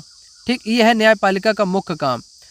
और क्या उच्चतम न्यायालय संसद द्वारा बनाए गए असंवैधानिक कानून को रद्द कर सकती है? बिल्कुल रद्द कर सकती है। अब बात करते हैं नेक्स्ट पॉइंटों की। राष्ट्रपति देश का कौन सा पद है? तो प्रथम नागरिक है। सेना का सर्वोच्च कमांडर राष्ट्रपति है। दिल्ली पुडुचेरी के सदस्य राष्ट्रपति चुनाव में भाग लेते हैं बिल्कुल। महाभियोग किस पर लगता है? राष्ट्रपति पर लगता है। क्या 35 वर्ष से कम आयु का व्यक्ति राष्ट्रपति बन सकता है? उत्तर होगा नहीं बन सकता है। मंत्रियों के विभागों का बंटवारा कौन करता है? प्रधानमंत्री करता है। राष्ट्रपति विधेयक पर दूसरी बार हस्ताक्षर करने के लिए बाध्य है। बिल्कुल, यदि संसद दोबारा भेजे तो बाध्य है। आपातकाल का क्या अर्थ होता है? बताओ। आपातकाल का अर्थ होता है देश में संकटकालीन स्थिति से इसका अर्थ होता है। प्रधानमंत्री को लोकसभा में बहुमत क्यों आवश्यक है? सरकार चलाने के लिए बहुमत आवश्यक है। क्या अविश्वास प्रस्ताव पारित होने पर प्रधानमंत्री को इस्तीफा देना पड़ता है? बिल्कुल देना पड़ता है। विपक्ष दल क्या है? जो सत्ता में नहीं है। उत्तर प्रदेश का राज्यपाल मुख्यमंत्री को क्यों नियुक्त करता है? बहुमत के कारण नियुक्त करता है। जिसके पास बहुमत होगा तो उसी को यहाँ पर आपका बन जाएगा काम, वही चलाएगा। ठीक है ना, यहाँ पर बात कर लेते हैं। ठीक, अब बात करते हैं यहाँ पर नेक्स्ट टॉपिक है आपका सूचना और अधिकार मीडिया। सूचना और अधिकार मीडिया ये इम्पोर्टेंट है, समझो। यहाँ तक मैंने आपको कुल 500 क्वेश्चन करा दिए। अब आपके 500 क्वेश्चन और बाकी हैं जिनको मैं आपको यहाँ पर कराता हूँ। वीडियो को लाइक नहीं किया है, लाइक कर लो, चैनल को सब्सक्राइब कर लो, कमेंट बॉक्स में कमेंट कर दो, है ना। तो इन नोट्स ये जो आप लोग देख रहे हो वन लाइनर, ये आपको मिल सकते हैं। नंबर पे कॉल या व्हाट्सएप पर मैसेज कर लेना, पूरा का पूरा आपको पैक दे दिया जाएगा। इधर उधर भटकने की जरूरत आपको नहीं पड़ेगी। तो बात करते हैं यहाँ पर सूचना का अधिकार आरटीआई भारत में कब लागू हुआ? इंपॉर्टेंट क्वेश्चन है। अक्टूबर 2005 में, जम्मू कश्मीर को छोड़ के। सूचना का अधिकार जनता को क्या जानने का अधिकार देता है कि सरकार और उनसे संबंधित संस्थाएं सुचारू रूप से कार्य कर रही हैं या नहीं। किनकी समितियों की जानकारी जनता प्राप्त कर सकती है? केंद्र, राज्य, स्थानीय सरकार की। मीडिया शब्द किस भाषा के मीडियम शब्द का बहुवचन है? लैटिन का बहुवचन है। मीडियम शब्द का अर्थ क्या है? माध्यम इसका अर्थ होता है। मीडिया किसे कहते हैं? जब कोई सूचना देश विदेश के जन समूह तक संचार माध्यम द्वारा पहुंचती है उसे मीडिया कहते हैं। चुनाव आयोग के नियमों की सूची कब जारी की जाती है? चुनाव के टाइम जारी की जाती है। अब यहाँ पर बात करेंगे सैन्य संगठन और सुरक्षा बल से जुड़ी हुई इंपॉर्टेंट जानकारी की। ठीक है ना, ये भी सिलेबस का आपका टॉपिक दिया गया है। भारतीय सेना का सर्वोच्च सेनापति राष्ट्रपति होता है। रक्षा संबंधित मामलों पर विचार कौन कर सकता है? मंत्रिमंडल की रक्षा संबंधित समिति कर सकती है। और नेक्स्ट पॉइंट आपका कहता है राज्य मंत्रालय किसकी निगरानी करता है? तीनों सेनाओं के कार्यों की निगरानी करता है। भारतीय, यहाँ पर लिखा है भारतीय थल सेना कितनी कमानों में विभाजित है? 5, पश्चिमी, पूर्वी, दक्षिणी, उत्तरी और केंद्रीय। थल सेना की कौन सी विंग है? इन्फेंट्री, तोपखाना, आर्मी, मेडिकल कोर और आर्मी शिक्षा कोर इसकी है। नेक्स्ट पॉइंट यहाँ पर कहता है भारतीय नौसेना कितनी कमानों में विभाजित है? 3। नौसेना के कितने बेड़े हैं? 2, पूर्वी बेड़ा और पश्चिमी बेड़ा। भारतीय वायुसेना की कितनी कमानें हैं? 4। इस क्वेश्चन का होगा जवाब। थल सेना अध्यक्ष को जनरल कहते हैं। यहाँ पर ये इंपॉर्टेंट बातें हैं, देखो ये 3 इंपॉर्टेंट आपकी बातें हैं। पहली, थल सेना अध्यक्ष को जनरल बोलते हैं, नौसेना अध्यक्ष को एडमिरल बोलते हैं, वायुसेना अध्यक्ष को एयर चीफ मार्शल बोलते हैं। ठीक, ये इंपॉर्टेंट है। और यहाँ पर ये भी इंपॉर्टेंट है, केंद्रीय औद्योगिक सुरक्षा बल CISF का मुख्य काम क्या है? सरकारी कारखानों एवं अन्य सरकारी उपक्रमों को सुरक्षा प्रदान करना इसका काम है। CRPF का मुख्य काम क्या है? CRPF का राज्य संघ शासित प्रदेशों की सहायता और कानून व्यवस्था बनाए रखना CRPF का काम है। RAF का काम क्या है? दंगों और भीड़ को नियंत्रित करना इसका काम है। INSG का मुख्य काम क्या है? आतंकवादी खतरों से विशिष्ट व्यक्तियों की सुरक्षा करना। अब नेक्स्ट सिलेबस का टॉपिक है आपका भारत की विदेश नीति और विश्व शांति। यहाँ से क्वेश्चन आपको पेपर में देखने को मिलता रहा है ना, और 1-2 आपको देखने को मिल जाएगा। भारत में सशस्त्र सेना झंडा दिवस कब मनाया जाता है? 7 दिसंबर को मनाया जाता है। ये पॉइंट पेपर के लिए इम्पोर्टेंट है। कैसा है? इम्पोर्टेंट पॉइंट है पेपर के लिए। नेक्स्ट देखो यहाँ पर गुट निरपेक्षता का अर्थ क्या है? किसी भी सैन्य गुट में शामिल न होना गुट निरपेक्षता का अर्थ है। पंचशील सिद्धांत कब अपनाए गए थे? 1954 में अपनाए गए थे। नेहरू और चीनी आपका था, है ना, तो चीन और भारत के बीच में ये आपका अपनाया गया था। पंचशील का सिद्धांत क्या कहता है? पंचशील के सिद्धांतों में शामिल है एक दूसरे की सीमा और प्रभुता का सम्मान करना। शांतिपूर्ण सह अस्तित्व की भावना क्या है? एक दूसरे के आंतरिक मामलों में हस्तक्षेप न करना। ये भी आपका पंचशील का प्रमुख सिद्धांत हो जाएगा मित्र, ठीक है ना। और निशस्त्रीकरण का अर्थ क्या है? शस्त्र हथियारों की होड़ को कम करना। निशस्त्रीकरण क्यों आवश्यक है? विश्व को विनाश से बचाने के लिए। कोरिया के संकट के समय भारत ने क्या भेजा था? डॉक्टरों का दल भेजा था कोरिया में सहायता के लिए, समझे। भारत ने हमेशा अन्य देशों की मदद की है। क्या सूचना प्राप्त करने के लिए शुल्क निर्धारित है? हाँ। क्या मीडिया द्वारा सूचना देश विदेश तक पहुंचती है? उत्तर होगा आपका हाँ। चुनाव आयोग आदर्श आचार संहिता क्यों जारी करता है? चुनाव निष्पक्ष कराने के लिए करता है। रक्षा मंत्रालय का मुख्यालय नई दिल्ली में है। तीनों सेनाओं के प्रमुखों की निगरानी रक्षा मंत्रालय करता है? हाँ करता है। इन्फेंट्री सेना का हिस्सा है थल सेना का। क्या नौसेना में पूर्वी बेड़ा है? बिल्कुल है, ये हम आपको बता चुके हैं, ठीक है ना। यहाँ पर बात करते हैं, ठीक है ना। गुट निरपेक्षता का मतलब क्या है? और 1954 में पंचशील पर हस्ताक्षर आपके हुए थे, ठीक। पंचशील में 5 आपके सिद्धांत है। भारत ने कोरिया में दल अपना डॉक्टरों का भेजा था, ठीक, ये मैंने आपको बता दिया है। अब यहाँ पर दूसरा आपका सिलेबस का टॉपिक है जिसका नाम है विश्व युद्ध और संयुक्त राष्ट्र संघ। ये सर्वाधिक इम्पोर्टेंट है, ये टॉपिक आप लोग भूल कर भी मत छोड़ देना, क्योंकि यहाँ से पिछले वर्षों में लगातार क्वेश्चन देखने को मिले हैं, ठीक है ना। तो यहाँ पर बात करते हैं विश्व युद्ध और संयुक्त राष्ट्र संघ की। यहाँ पर इम्पोर्टेंट पॉइंट है आपके लिए। प्रथम विश्व युद्ध कब हुआ? 1914 में। प्रथम विश्व युद्ध कब समाप्त हुआ? 1918 में आपका समाप्त हुआ। प्रथम विश्व युद्ध के दौरान कौन से देश शामिल थे? Austria, Hungary, Germany, Turkey, Serbia, England, France, रूस, संयुक्त राज्य अमेरिका आपके शामिल थे।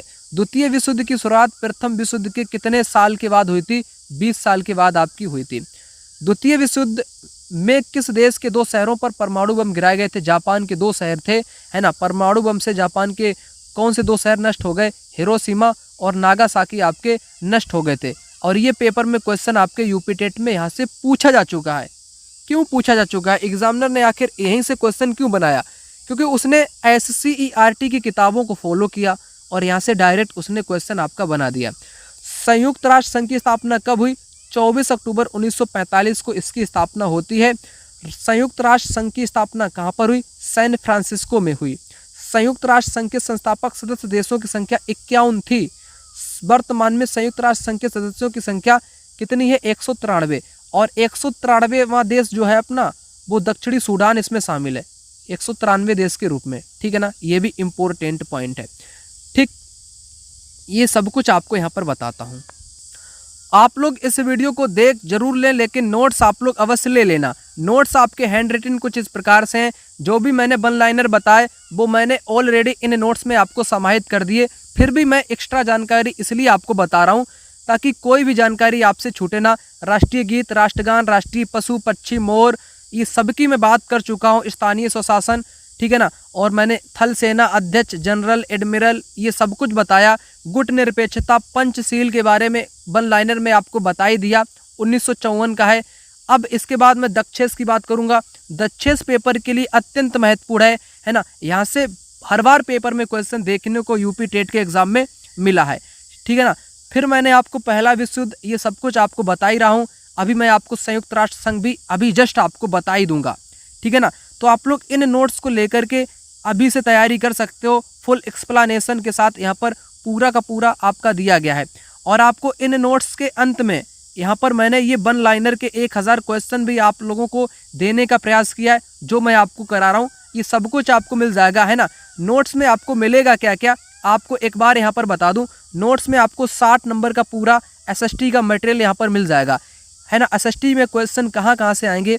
हिस्ट्री के आएंगे, ज्योग्राफी के आएंगे, पॉलिटी के आएंगे, आपके म्यूजिक से क्वेश्चन पूछे जाएंगे, एग्रीकल्चर से क्वेश्चन पूछे जाएंगे, होम साइंस से पूछे जाएंगे, फिजिकल एजुकेशन से पूछे जाएंगे, परंतु हिस्ट्री, ज्योग्राफी, पॉलिटी से सर्वाधिक पूछे जाएंगे। यहाँ से आपके गिने चुने मात्र पूछे जाएंगे। इसलिए आप लोग इन नोट्स को लेकर के अभी से तैयारी धुरंधर रूप से कर सकते हो। कम टाइम में अधिक से अधिक आपका रिवीजन हो जाएगा। मैं आपके साथ हूँ, आपका पूरा रिवीजन मैं खुद कराऊंगा। एक बार आपको इनको खुद से भी पढ़ लेना है, ताकि खुद से रिवीजन करोगे तो चीज़ें आपकी तरोताज़ा हो जाएंगी। एग्ज़ाम में तत्काल क्वेश्चन को आप लोग हैंडल कर लोगे, इसलिए आप लोग इनको ले सकते हैं। यहाँ पर आप लोग हिस्ट्री के नोट्स दे सकते हैं, इतिहास जानने के स्रोत, जो कि सिलेबस के अकॉर्डिंग सारे के सारे आपको नोट्स इस प्रकार से मिल जाएंगे। नोट्सों में सबसे इम्पोर्टेंट बात क्या है कि पॉइंटों को यहाँ पर हाईलाइट किया गया है। इस प्रकार से आपको इतिहास के कंप्लीट प्राचीन, मध्यकालीन, आधुनिक इतिहास तक की पूरा घटनाक्रम आपको देखने को मिलेगा। गर्म दल, नरम दल, पूरा का पूरा आधुनिक मध्यकालीन इतिहास टोटल आपको यहाँ पर मैंने प्रोवाइड कराने का आपको प्रयास किया है। इसी प्रकार आपको ज्योग्राफी के नोट्स मिल जाएंगे।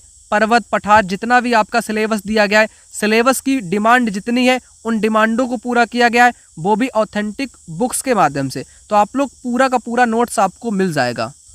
नोट्स के साथ आप लोगों को 2011 से 2022 तक जितनी भी बार यूपी टेट का आपका एग्जाम हुआ है उन सभी पीवाईक्यू को मैंने वन लाइनर के फॉर्मेट में कर दिया है। क्वेश्चन को पढ़ोगे, फटाक से आंसर को भी पढ़ लेना, टाइम आपका बचेगा, रिवीजन अंतिम दौर में आपका पूरा का पूरा हो जाएगा। ये सब कुछ मैं आपको प्रोवाइड करा रहा हूँ मात्र 299 रुपये में। दिए गए नंबर पर तत्काल कॉल करो, व्हाट्सएप पर मैसेज करो, मैं आपसे बात करूँगा, तुरंत आपको नोट्स मिल जाएंगे। पेपर का आखिरी दौर है तो आप लोग अच्छे ढंग से इनको पढ़ लेना। सब कुछ पूरा का पूरा पीवाईक्यू नोट्स, वन लाइनर पूरा का पूरा आपको मिल जाएगा। अब मैं आगे के क्वेश्चन की बात करता हूँ। यहाँ पर हम बात कर रहे थे 600 से प्लस क्वेश्चन की। यहाँ पर आपका ये क्वेश्चन था कि हिरोशिमा और नागासाकी पर परमाणु बम गिराए थे अमेरिका ने, है ना। ये जापान के 2 शहर बिल्कुल नष्ट कर दिए थे। अब यहाँ पर हम बात कर रहे थे संयुक्त राष्ट्र संघ की स्थापना, है ना। स्थापना कब हुई थी? 24 अक्टूबर 1945। कहाँ पर हुई थी? सैन फ्रांसिस्को में हुई थी। कितने सदस्य देश थे जब स्थापना हुई थी? 51। अब 93 हैं, 193। 193वां आपका दक्षिणी सूडान शामिल है। इसका स्थापना का मुख्य उद्देश्य क्या था? संसार में शांति और सुरक्षा बनाए रखना इसका उद्देश्य था। संयुक्त राष्ट्र संघ के अंगों के नाम क्या है? महासभा, सुरक्षा परिषद, आर्थिक परिषद और आपकी सामाजिक परिषद और न्यास परिषद इसका नाम हो जाएगा। मानवाधिकार दिवस कब मनाया जाता है? 10 दिसंबर को मनाया जाता है। महासभा की बैठक वर्ष में कितनी बार अनिवार्य रूप से होती है? 1 बार आपकी होती है। सुरक्षा परिषद के कुल कितने सदस्य होते हैं? तो 15 आपके सदस्य होते हैं। और सुरक्षा परिषद के स्थायी सदस्यों की संख्या कितनी है? 5 स्थायी हैं। वे 5 कौन कौन से स्थायी देश हैं? ये इम्पोर्टेंट है, ये लाइन मैं हाईलाइट कर देता हूँ, ये इम्पोर्टेंट है। 5 स्थायी देश कौन कौन से हैं? चाइना, फ्रांस, रसिया, संयुक्त राज्य अमेरिका और ब्रिटेन। ये 5 आपके स्थायी हैं, ये इम्पोर्टेंट है। अगला, अंतर्राष्ट्रीय न्यायालय का जो मुख्यालय है ना, वो कहाँ पर है? अंतर्राष्ट्रीय न्यायालय कहाँ पर स्थित है? नीदरलैंड के हेग में। अंतर्राष्ट्रीय न्यायालय में कितने न्यायाधीश होते हैं? 15 न्यायाधीश होते हैं। अंतर्राष्ट्रीय न्यायालय के न्यायाधीशों का कार्यकाल कितना होता है? 9 वर्ष का होता है, 9 ईयर्स का होता है। संयुक्त राष्ट्र संघ का दैनिक कार्य कौन करता है? सचिवालय करता है। सचिवालय का सर्वोच्च अधिकारी कौन होता है? महासचिव होता है। यूनेस्को का काम क्या है? शिक्षा के प्रसार में सहायता करना, यूनेस्को का काम है। विश्व स्वास्थ्य संगठन WHO का मुख्य काम क्या है? सार्वजनिक स्वास्थ्य को उन्नत करना, है ना। 7 अप्रैल 1948 को इसकी स्थापना होती है। अब बात करेंगे सबसे इम्पोर्टेंट दक्षेस और आसियान की। सबसे इम्पोर्टेंट 1 या 2 क्वेश्चन आपको यहाँ से देखने को मिल जाएगा, है ना। यहाँ पर दक्षेस की बात कर लेते हैं। दक्षेस की स्थापना कब हुई थी? 1985 में हुई थी। दक्षेस का स्थायी कार्यालय कहाँ पर है? काठमांडू, नेपाल में है। अफगानिस्तान दक्षेस का सदस्य कब बना? 2007 में। वर्तमान में दक्षेस की सदस्य संख्या कितनी है? 8। दक्षेस के सदस्य देशों के नाम लिखिए। तो भारत, पाकिस्तान, नेपाल, भूटान, बांग्लादेश, श्रीलंका और आपका अफगानिस्तान, मालदीव इसमें शामिल है। भारत, पाकिस्तान, नेपाल, भूटान, बांग्लादेश, श्रीलंका, मालदीव और आपका अफगानिस्तान, ठीक है ना। लेटेस्ट आपका अफगानिस्तान है। अब यहाँ पर बात करते हैं आसियान की। आसियान की स्थापना 1967 में होती है। आसियान की वर्तमान सदस्य संख्या कितनी है? 10 है। कितनी? 10 है आपकी, ठीक। ये हम आपको बता चुके हैं। रिवीजन करने के लिए पॉइंट आपके होते हैं जो मैंने डाले हैं आपके लिए। आसियान में कितने देश हैं? 10 हैं आपके, ठीक है ना। प्रथम विश्व युद्ध 4 साल तक आपका चला था, 1914 से 1918 तक आपका चला था। दूसरा आपका 1939 से 1945 तक आपका ये सेकेंड वाला था और ये आपका फर्स्ट वाला था। ये युद्ध आपका चला था, ठीक। और सचिवालय का काम क्या है? दैनिक काम इसका होता है। विश्व स्वास्थ्य संगठन क्यों बना? सार्वजनिक स्वास्थ्य सेवाओं के लिए आपका बना। क्या यूनेस्को शिक्षा का प्रसार करता है? बिल्कुल प्रसार करता है। मालदीव दक्षिण में आपका शामिल है। और आसियान जो है ना, ये तेजी से विकास कर रहा है।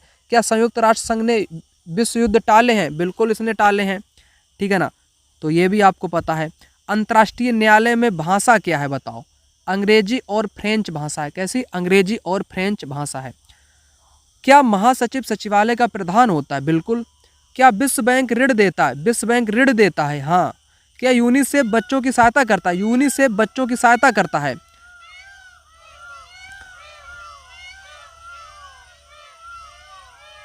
मेरे बैकग्राउंड में मोर की आवाज़ आप लोग सुन सकते हैं, ठीक है ना, एकदम शांत वातावरण में ये वीडियो आप लोगों के लिए रिकॉर्ड की जा रही है, ठीक है ना, क्योंकि जहाँ पर मैं रहता हूँ तो मेरा जो घर है ना, वो एक बगीचा उद्यान आप लोग कह सकते हो। तो यहाँ पर बहुत सारे पशु नहीं, पक्षी जो वृक्ष पे बैठते हैं, है ना, मोर भी उसमें शामिल है, आपकी कोयल भी शामिल है।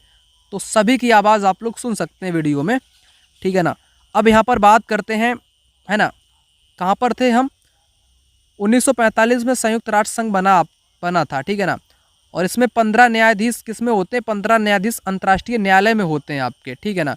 परमाणु बम कहाँ पर गिरा था? हिरोशिमा और नागासाकी पर आपका गिरा था। ये आपको बता दी हमने जानकारी, ठीक। नेक्स्ट बात यहाँ पर करते हैं, आसियान का मुख्यालय कहाँ पर है? आसियान का मुख्यालय जकार्ता में है। आसियान का मुख्यालय जकार्ता में है आपका, ठीक। और ये भी आपको पता होना चाहिए, ठीक। यहाँ पर बात करते हैं, अफगानिस्तान कब शामिल हुआ था दक्षिण में? 2007 में आपका शामिल हुआ था।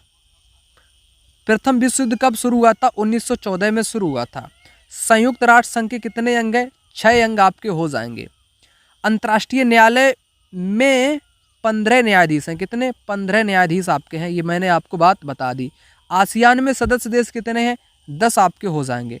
परमाणु बम सबसे विनाशकारी आपके होते हैं, ठीक है ना, ये आपको बता दिया हमने। अब यहाँ पर बात करते हैं, एक नेक्स्ट टॉपिक आपका दिया गया है, उससे जुड़े हुए इंपॉर्टेंट क्वेश्चन के। बहते हुए द्रव पदार्थ की आग बुझाने के लिए कौन सा उपकरण प्रयुक्त होता है? ड्राई पाउडर अग्निशामक आपका यंत्र प्रयुक्त होता है।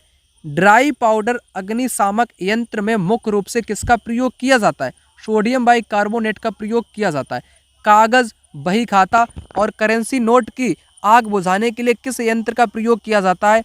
तो गैस टाइप अग्निशामक यंत्र का प्रयोग किया जाता है। वाटर टाइप आपका अग्निशामक यंत्र होता है पानी के लिए मुख्य तत्व। वाटर टाइप यंत्र किस पद्धति से आग बुझाता है? कूलिंग मेथड से बुझाता है। पेट्रोल और तेल की आग बुझाने के लिए किस प्रकार का अग्निशामक यंत्र प्रयुक्त होता है? तो फोम टाइप का होता है ना, फोम टाइप का, इंपॉर्टेंट है। कहीं पेट्रोल पंप पर अगर आग लग जाए, गैस सिलेंडर की आग लग जाए, तो फोम टाइप का आपका होता है अग्निशामक।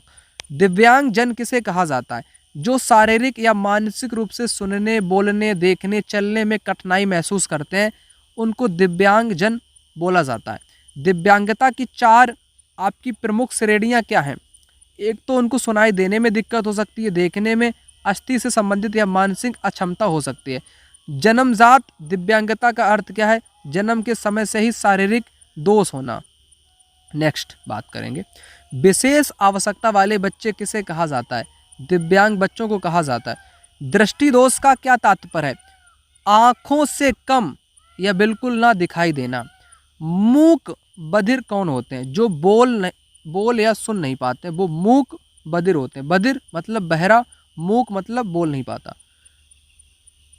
दिव्यांगता के मुख्य कारण क्या है? आनुवांशिक कारण हो सकता है दिव्यांगता का, कुपोषण के कारण हो सकता है, गर्भवती माता के स्वास्थ्य की कमी के कारण दिव्यांगता आ सकती है। एक तो पैदाइश हो सकता है, आनुवांशिक हो सकता है, कुपोषण के कारण हो सकता है, या माता की जब माता प्रेग्नेंट थी, बच्चा पेट में पल रहा था, तो उसका स्वास्थ्य वगैरह खराब हो गया, जिस कारण से भी दिव्यांगता हो सकती है।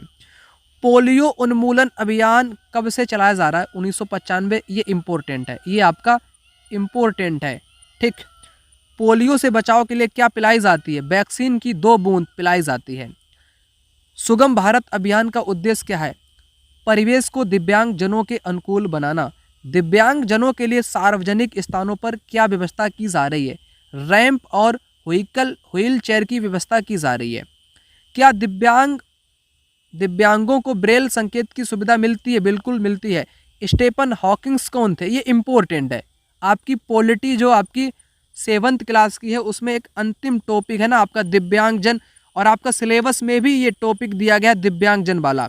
तो विश्व के प्रसिद्ध भौतिकविद हैं ये आपके स्टीफन हॉकिंग्स। सुधा चंद्रन ये एक्टर हैं आपके नृत्य और अभिनय करने में। थॉमस अल्वा एडिसन ने क्या किया? महत्वपूर्ण आविष्कार किया था। क्या दिव्यांगों के प्रति सहानुभूति रखनी चाहिए? हाँ, रखनी चाहिए, उनका सहयोग भी करना चाहिए, और आप सभी को भी ऐसे दिव्यांग व्यक्तियों की मदद आपको करनी चाहिए, है ना, दिव्यांगों की मदद करनी चाहिए, ठीक है ना। फोम टाइप यंत्र आग कैसे कार्य करता है? झाग द्वारा सतह को ढककर काम करता है। दिव्यांग बच्चों का शिक्षा के प्रति अधिकार क्या है? बुनियादी अधिकार है। क्या गर्भवती माता को विटामिन युक्त आहार लेना चाहिए? बिल्कुल लेना चाहिए। पोलियो किस प्रकार की बीमारी है? बड़ी घातक बीमारी है पोलियो। ठीक, दिव्यांगजनों को व्हील चेयर, रैंप, विशेष टॉयलेट जैसी सुविधाएं मिलनी चाहिए। अरुणिमा सिन्हा किस क्षेत्र की प्रसिद्ध हस्ती हैं? पर्वतारोहण। क्या हमें दिव्यांगों की सीट खाली कर देनी चाहिए? बिल्कुल कर देनी चाहिए। डॉलर CO2 डॉलर गैस का प्रयोग आग बुझाना, ठीक है ना। 5 वर्ष से कम उम्र के बच्चों को क्या पिलाया जाता है? पोलियो की वैक्सीन पिलाई जाती है जिनकी उम्र 5 वर्ष से कम होती है। ये अधिकतम क्वेश्चन हम आपको बता चुके। अब सबसे इम्पोर्टेंट, इस पॉइंट को मिस मत कर देना, संविधान के महत्वपूर्ण बिंदु और अनुच्छेद, ये सर्वाधिक इम्पोर्टेंट है। इनको भूल के भी मत छोड़ देना, भूल के भी मत छोड़ देना, ठीक है ना। अब देखो, भारतीय संविधान कब बनकर तैयार हुआ था? 26 नवंबर 1949 को तैयार हुआ था। भारतीय संविधान कब पूर्णतः लागू हुआ? 26 नवंबर 1950 को लागू हुआ। संविधान सभा की प्रारूप समिति के अध्यक्ष अंबेडकर थे। मूल संविधान में अनुच्छेद 395 थे। भाग कितने थे? 22 भाग थे। वर्तमान में कितनी अनुसूचियां हैं? 12 अनुसूचियां हैं। अनुच्छेद 14 क्या सुनिश्चित करता है? विधि के समक्ष समानता सुनिश्चित करता है। 17 क्या सुनिश्चित करता है? 17 आपका अस्पृश्यता, छुआछूत का अंत। ये सर्वाधिक इंपॉर्टेंट है, पेपर में यहाँ से क्वेश्चन देखने को मिले हैं। अनुच्छेद 19 क्या प्रदान करता है? वाक और अभिव्यक्ति की स्वतंत्रता देता है।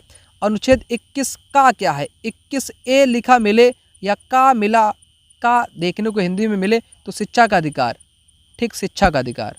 86वां संविधान संशोधन 2002, 6 वर्ष से 14 वर्ष के बच्चों को निःशुल्क।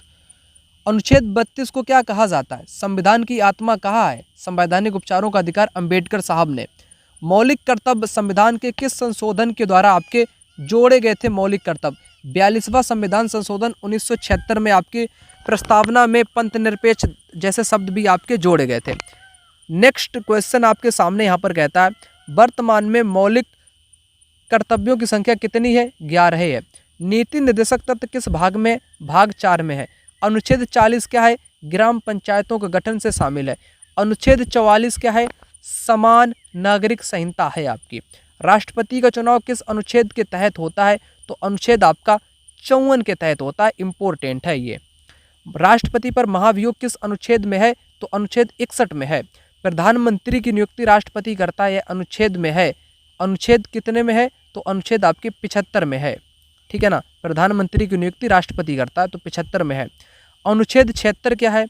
अनुच्छेद 76 क्या है? भारत का महान्यायवादी। इंपॉर्टेंट है अनुच्छेद आपका 76, क्योंकि अनुच्छेद से भी क्वेश्चन पूछे जाएंगे जो इम्पोर्टेंट हैं, जो आपकी सिलेबस में दिए गए हैं या पूछने लायक हैं, उन सभी अनुच्छेदों को मैंने यहाँ पर लिया है। नेक्स्ट क्वेश्चन यहाँ पर है 821 नंबर का। संसद का गठन किस अनुच्छेद में है? 79 में है। इंपॉर्टेंट। राज्यसभा का गठन 80 में। लोकसभा का गठन 81 में। संयुक्त बैठक का प्रावधान 108 में। धन विधेयक की परिभाषा किस अनुच्छेद में है? 110। और ये यूपी टेट में आपके PYQ क्वेश्चन रहा है, आ भी चुका है। जितने भी क्वेश्चन मैंने डाले हैं तो मैंने इंपॉर्टेंट ही डाले हैं। देखते हैं एग्जामिनर कहाँ से क्वेश्चन बनाता है, ठीक है ना। अगला देखो, बजट वार्षिक वित्तीय विवरण किस अनुच्छेद में है? तो 112 में है। और संविधान में और ये बजट का प्रयोग कहीं पर भी देखने को नहीं मिलता है। वार्षिक वित्तीय विवरण का उल्लेख मिलता है जो कि आपके अनुच्छेद 112 में है। सर्वोच्च न्यायालय की स्थापना किस अनुच्छेद में है? 124 में। राज्यपाल की नियुक्ति किस अनुच्छेद में है? 155 में। विधानसभा का गठन किस अनुच्छेद में है? अनुच्छेद 170 में। अनुच्छेद 214 क्या बताओ? राज्यों के लिए उच्च न्यायालय 214 में। अनुच्छेद 243 का क्या है? ये ग्राम पंचायत के हैं कुछ आपके, इनको भी देख लो, इम्पोर्टेंट है। अनुच्छेद 243 का ग्राम सभा, 243 खा पंचायतों का गठन, इनको अगर इंग्लिश में कर लिया जाता तो आपका इम्पोर्ट वैसा रहता, ठीक है ना, ए बी। ये आपका 200 यहाँ पर मैं लिख देता हूँ। 243 जो बी है जिसको खा बोलते हैं, बी का मतलब बिल्ड करना, किसी चीज़ का गठन करना, तो आपका ये गठन आपका हो जाएगा। 243 सी में क्या होगा? 243 सी में संरचना उसकी आती है। और 243 झा, इनको झा को छोड़ दीजिए, आप लोग कंफ्यूज हो जाओगे। इनको अभी मैं आपको इंग्लिश में कराता हूँ, ए बी सी डी इस फॉर्मेट में, ठीक है ना। यहाँ पर देखो, अनुच्छेद 324 निर्वाचन आयोग से संबंधित है, लेकिन एक बार देख लो, वित्त आयोग का गठन पंचायती में झा, नगर पालिकाओं का गठन 243 था में होता है। हिंदी में है, इंग्लिश में अभी आपको बता दूंगा, ठीक है ना। इंग्लिश में आपको बता ही देता हूँ, रुको। यहाँ पर आप लोग एक नज़र डाल लो ताकि मेरे मित्रों का कोई क्वेश्चन गलत ना हो। जैसे हम बात यहाँ पर करें, इस पूरे को ही देख लो, ठीक है ना। ग्राम पंचायत और नगर पालिका से संबंधित कुछ महत्वपूर्ण अनुच्छेद, संविधान संशोधन व अनुसूचियाँ। तो सबसे पहले हम बात करते हैं, एक आपका भाग 9 है। भाग जो 9 है ना आपका, उसमें पंचायतें आती हैं। अनुच्छेद 243 से 243 ओ तक आपकी आती हैं, उन्हीं को यहाँ पर देख लेते हैं। जो पहला आपका अनुच्छेद है 243, इसमें परिभाषा दी गई है। 43 ए में ग्राम सभा की बात की गई। बी में बिल्ड करना यानी कि गठन करना। सी का मतलब कि किसी चीज़ को कंस्ट्रक्शन, मतलब कि संरचना उसकी करना। और डी का मतलब लोग कहते हैं दया का मतलब आरक्षण, है ना, तो डी समझ लेना। ई का मतलब ईयर से ले लो, ई का मतलब ईयर का मतलब अवधि, पंचायतों की अवधि। ऐप का मतलब क्या होता है? फैल, ऐप का मतलब कर लो फैल का मतलब अयोग्यता आती हैं। आपका 243 जी का मतलब पंचायतों की शक्तियां, पावर, अधिकार और उत्तरदायित्व होता है। और एच का मतलब क्या है दोस्त? यहाँ पर एच का मतलब हो जाएगा 243 एच का मतलब पंचायतों में वित्तीय प्रावधान, वित्तीय। और आई का मतलब इनकम टैक्स, राज्य वित्त आयोग से कर लो। जे का मतलब जांच, लेखा परीक्षा हो गई, लेखों का रख रखाव या जांच से संबंधित। के का मतलब होता है, ये के इम्पोर्टेंट है, के आपके लिए इम्पोर्टेंट है, ठीक है ना, के इम्पोर्टेंट है ना, राज्य निर्वाचन आयोग से रिलेटेड। एल का मतलब संघ राज्य क्षेत्र पर लागू होता है पंचायतों का प्रावधान। एम का मतलब कुछ क्षेत्रों में अपवाद। एन का मतलब पूर्ववर्ती पंचायतों से संबंधित निरंतरता। ओ का मतलब न्यायालयों द्वारा हस्तक्षेप या निषेध। ये था ग्राम पंचायत। और नगर पालिकाओं का भी है यहाँ पर इस प्रकार से, लेकिन नगर पालिकाओं का आपसे नहीं आएगा, ठीक। और जो आपकी 11वीं अनुसूची है ना, ग्राम पंचायतों से संबंधित है, इसमें आपके 29 विषय यहाँ पर लिखे गए। कृषि, ये लघु, ये सब कुछ आपके हैं, ठीक है ना। 29 विषय आपके आते हैं यहाँ पर। ये एक पॉइंट आप लोग समझ लो, एक पॉइंट और इम्पोर्टेंट है आपका संविधान संशोधन का। 73वां संविधान संशोधन 1992 में हुआ था। ये आपके ग्राम पंचायत से है ना, ग्राम पंचायत से है। इसमें ग्राम पंचायत से 24 अप्रैल 1993 को लागू हुआ। और 24 अप्रैल को क्या मनाते हैं? पंचायती राज दिवस। पंचायती दिवस कब मनाते हैं? तो 24 अप्रैल को मनाते हैं। 74वां संविधान संशोधन 1992 ये नगर पालिकाओं से जुड़ा हुआ है और ये 1 जून 93 को प्रभावी हुआ था, ठीक। यहाँ पर आपको मैंने क्या बताया? यहाँ पर आपको हमने बताने का प्रयास किया है 11वीं अनुसूची ग्राम पंचायतों भाग 9 में और 12वीं अनुसूची नगर पालिका भाग 9A में, 6ठी अनुसूची पूर्वोत्तर में जनजातीय क्षेत्र और 11वीं अनुसूची जो ग्राम पंचायत से उसमें 29 विषय हैं और नगर पालिका में आपके 18 विषय हैं। बस इतना आपको समझना है, ठीक है ना। एक और त्वरित पॉइंट यहाँ पर देख लो, 73वां पंचायतों से संबंधित, 92 में प्रभावी और 93 में आपका प्रभावी हुआ था। 74वां नगर पालिकाओं से 92 में लागू और 93 से प्रभावी। 11वीं अनुसूची में 29 विषय, 12वीं में 18 विषय। बस इतना इम्पोर्टेंट था। अब यहाँ पर बात करेंगे संविधान संशोधन की, जितने भी इम्पोर्टेंट हुए हैं। प्रथम संविधान संशोधन कब हुआ? 1951 में। 42वां संविधान संशोधन 1976 बहुत इंपॉर्टेंट है, लघु संविधान बोलते हैं, है ना।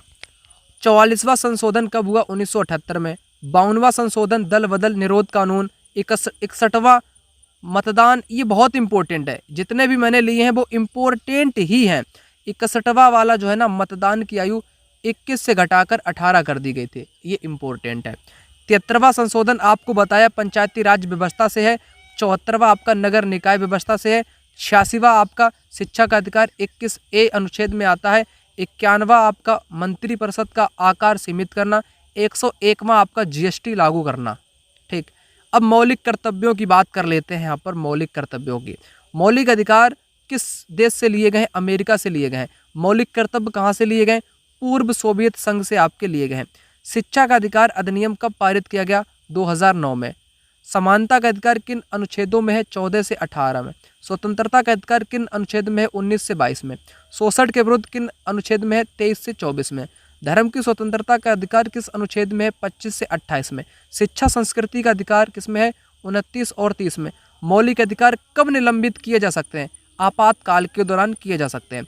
मौलिक कर्तव्य किस भाग में है? 4A या 4 जिसको बोलते हैं।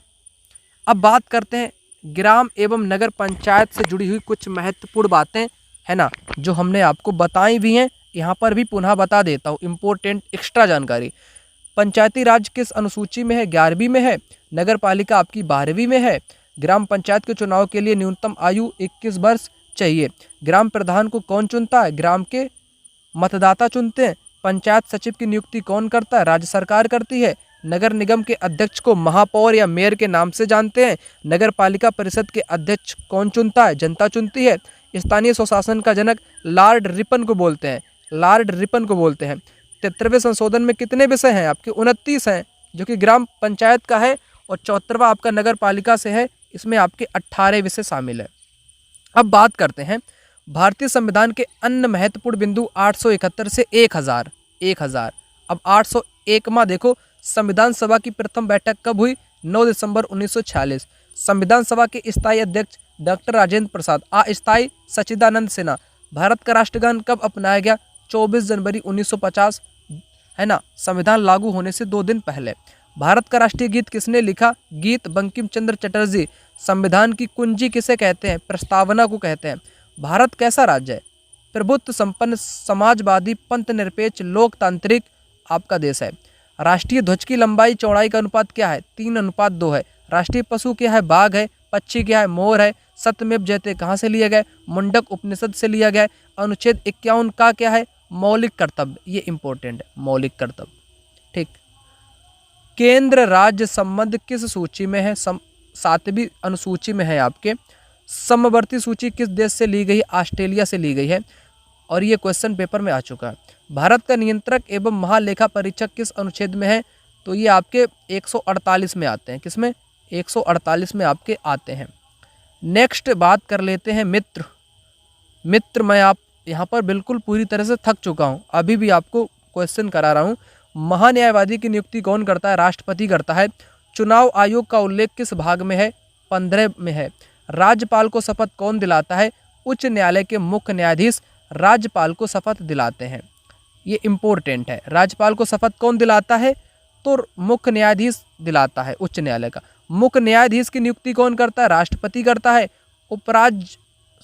उपराष्ट्रपति का कार्यकाल कितना होता है? तो 5 ईयर्स का होता है।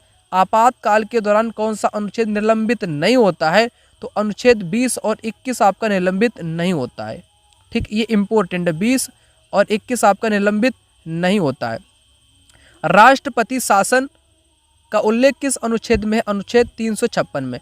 वित्त आयोग किस अनुच्छेद में है? अनुच्छेद 280 में आपका वित्त आयोग है। और ये पेपर में क्वेश्चन आपके यूपी टेट में पूछा जा चुका है, क्योंकि मैं पूरा निचोड़ ही आपको करा रहा हूँ, कोई भी आपका छूटेगा नहीं। और इस वीडियो के बाद में पॉलिटी का कितना भी बेहतर से बेहतरीन कंटेंट मिले, उसको आपको भूल कर भी नहीं देखना है, टाइम को वेस्ट नहीं करना है आपको, ठीक है ना। जितना मैं करा दूंगा एसएसटी में उतना आपके लिए सफिशिएंट है, आपको कुछ नहीं करना है। संयुक्त लोक सेवा आयोग का उल्लेख किस अनुच्छेद में है? तो अनुच्छेद 315 में आपका आता है। अनुसूचित जाति जनजाति आयोग किस अनुच्छेद में है? अनुच्छेद 338 का में। राजभाषा उल्लेख किस अनुच्छेद में है? अनुच्छेद 343 में आपकी है। नागरिकता का उल्लेख किन अनुच्छेदों में है? तो 5 से 11 में है। प्रस्तावना में समाजवादी शब्द कब जोड़ा गया? 1976 1976 42वां संविधान संशोधन में जोड़ा गया। अगला कहता है क्या राष्ट्रपति को मृत्युदंड माफ करने की शक्ति है? भैया बिल्कुल है, अनुच्छेद 72 कहता है। संसद द्वारा सत्र कौन बुलाता है? राष्ट्रपति बुलाता है। क्या धन विधेयक राष्ट्रपति की पूर्व अनुमति से पेश होता है? बिल्कुल। क्या लोकसभा स्पीकर का चुनाव सदन करता है? बिल्कुल। क्या भारत का संविधान लिखित है? लिखित नहीं और क्या है? संविधान संशोधन के लिए विशेष बहुमत चाहिए? हाँ। क्या अनुच्छेद 368 संशोधन से संबंधित है? हाँ। और दक्षिण अफ्रीका से संविधान संशोधन की प्रक्रिया ली गई है। अगला देखो, क्या नीति निर्देशक तत्व प्रवर्तनीय नहीं है? बिल्कुल। नीति निर्देशक तत्व ये समाज कल्याण के लिए बनाए गए, इनमें कोई अपील ना ही न्यायालय में इनको ले जाया जा सकता है। ठीक। क्या राष्ट्रपति को हटाने के लिए महाभियोग जरूरी है? हाँ। क्या प्रधानमंत्री संसद का सदस्य होना चाहिए? हाँ। क्या विधान परिषद उच्च सदन है? विधान परिषद उच्च सदन है। राज्यपाल को राज्य का प्रमुख माना जाता है। अनुच्छेद 14 आपका समानता से है। 17 छुआछूत निषिद्ध से रिलेटेड आपका हो जाएगा। ये बातें कहीं ना कहीं हमने आपको बताई हैं, ठीक है ना। यहाँ पर बात करते हैं और यहाँ पर ये हमने आपको सारी चीज़ बता दी और एक धर्मनिरपेक्ष शब्द आपका 42वें से आपका जोड़ा गया है, ठीक है ना। ये तो आपको पता ही है। और राष्ट्रपति को महाभियोग से हटा सकते हैं और भारत का सबसे बड़ा लिखित संविधान है। यहाँ पर मैंने आपको टोटल 1000 वन लाइनर क्वेश्चन करा दिए। आज तक आपको 1000 कोई भी वन लाइनर क्वेश्चन नहीं कराएगा, वो भी बिल्कुल कम टाइम में। जितने भी लोग हैं वो आपका टाइम बर्बाद करने में लगे हुए हैं। 1 घंटे के वीडियो में 10 से 12 या 20-25 क्वेश्चन अधिकतम आपको कराएंगे और आपको ले डूबेंगे। गलतियों से बचो, कम टाइम में है। रिवीजन अच्छा ढंग से आप लोग खुद करो। ये वाली PDF प्राप्त कर सकते हो, पूरा ही पूरा आप लोग ले लेना। 299 स्पेशल ऑफर है आप सभी लोगों के लिए। बेहतर से बेहतरीन कंटेंट पूरा प्रोवाइड कर दूंगा। एक बार नंबर पर कॉल या व्हाट्सएप पर मैसेज कर लेना, है ना, तो आपको मिल जाएगा। वीडियो को लाइक शेयर सब्सक्राइब सब कुछ कर लेना, कमेंट भी कर देना। मिलता हूँ अगली वीडियो में, तब तक के लिए जय हिंद, वंदे मातरम।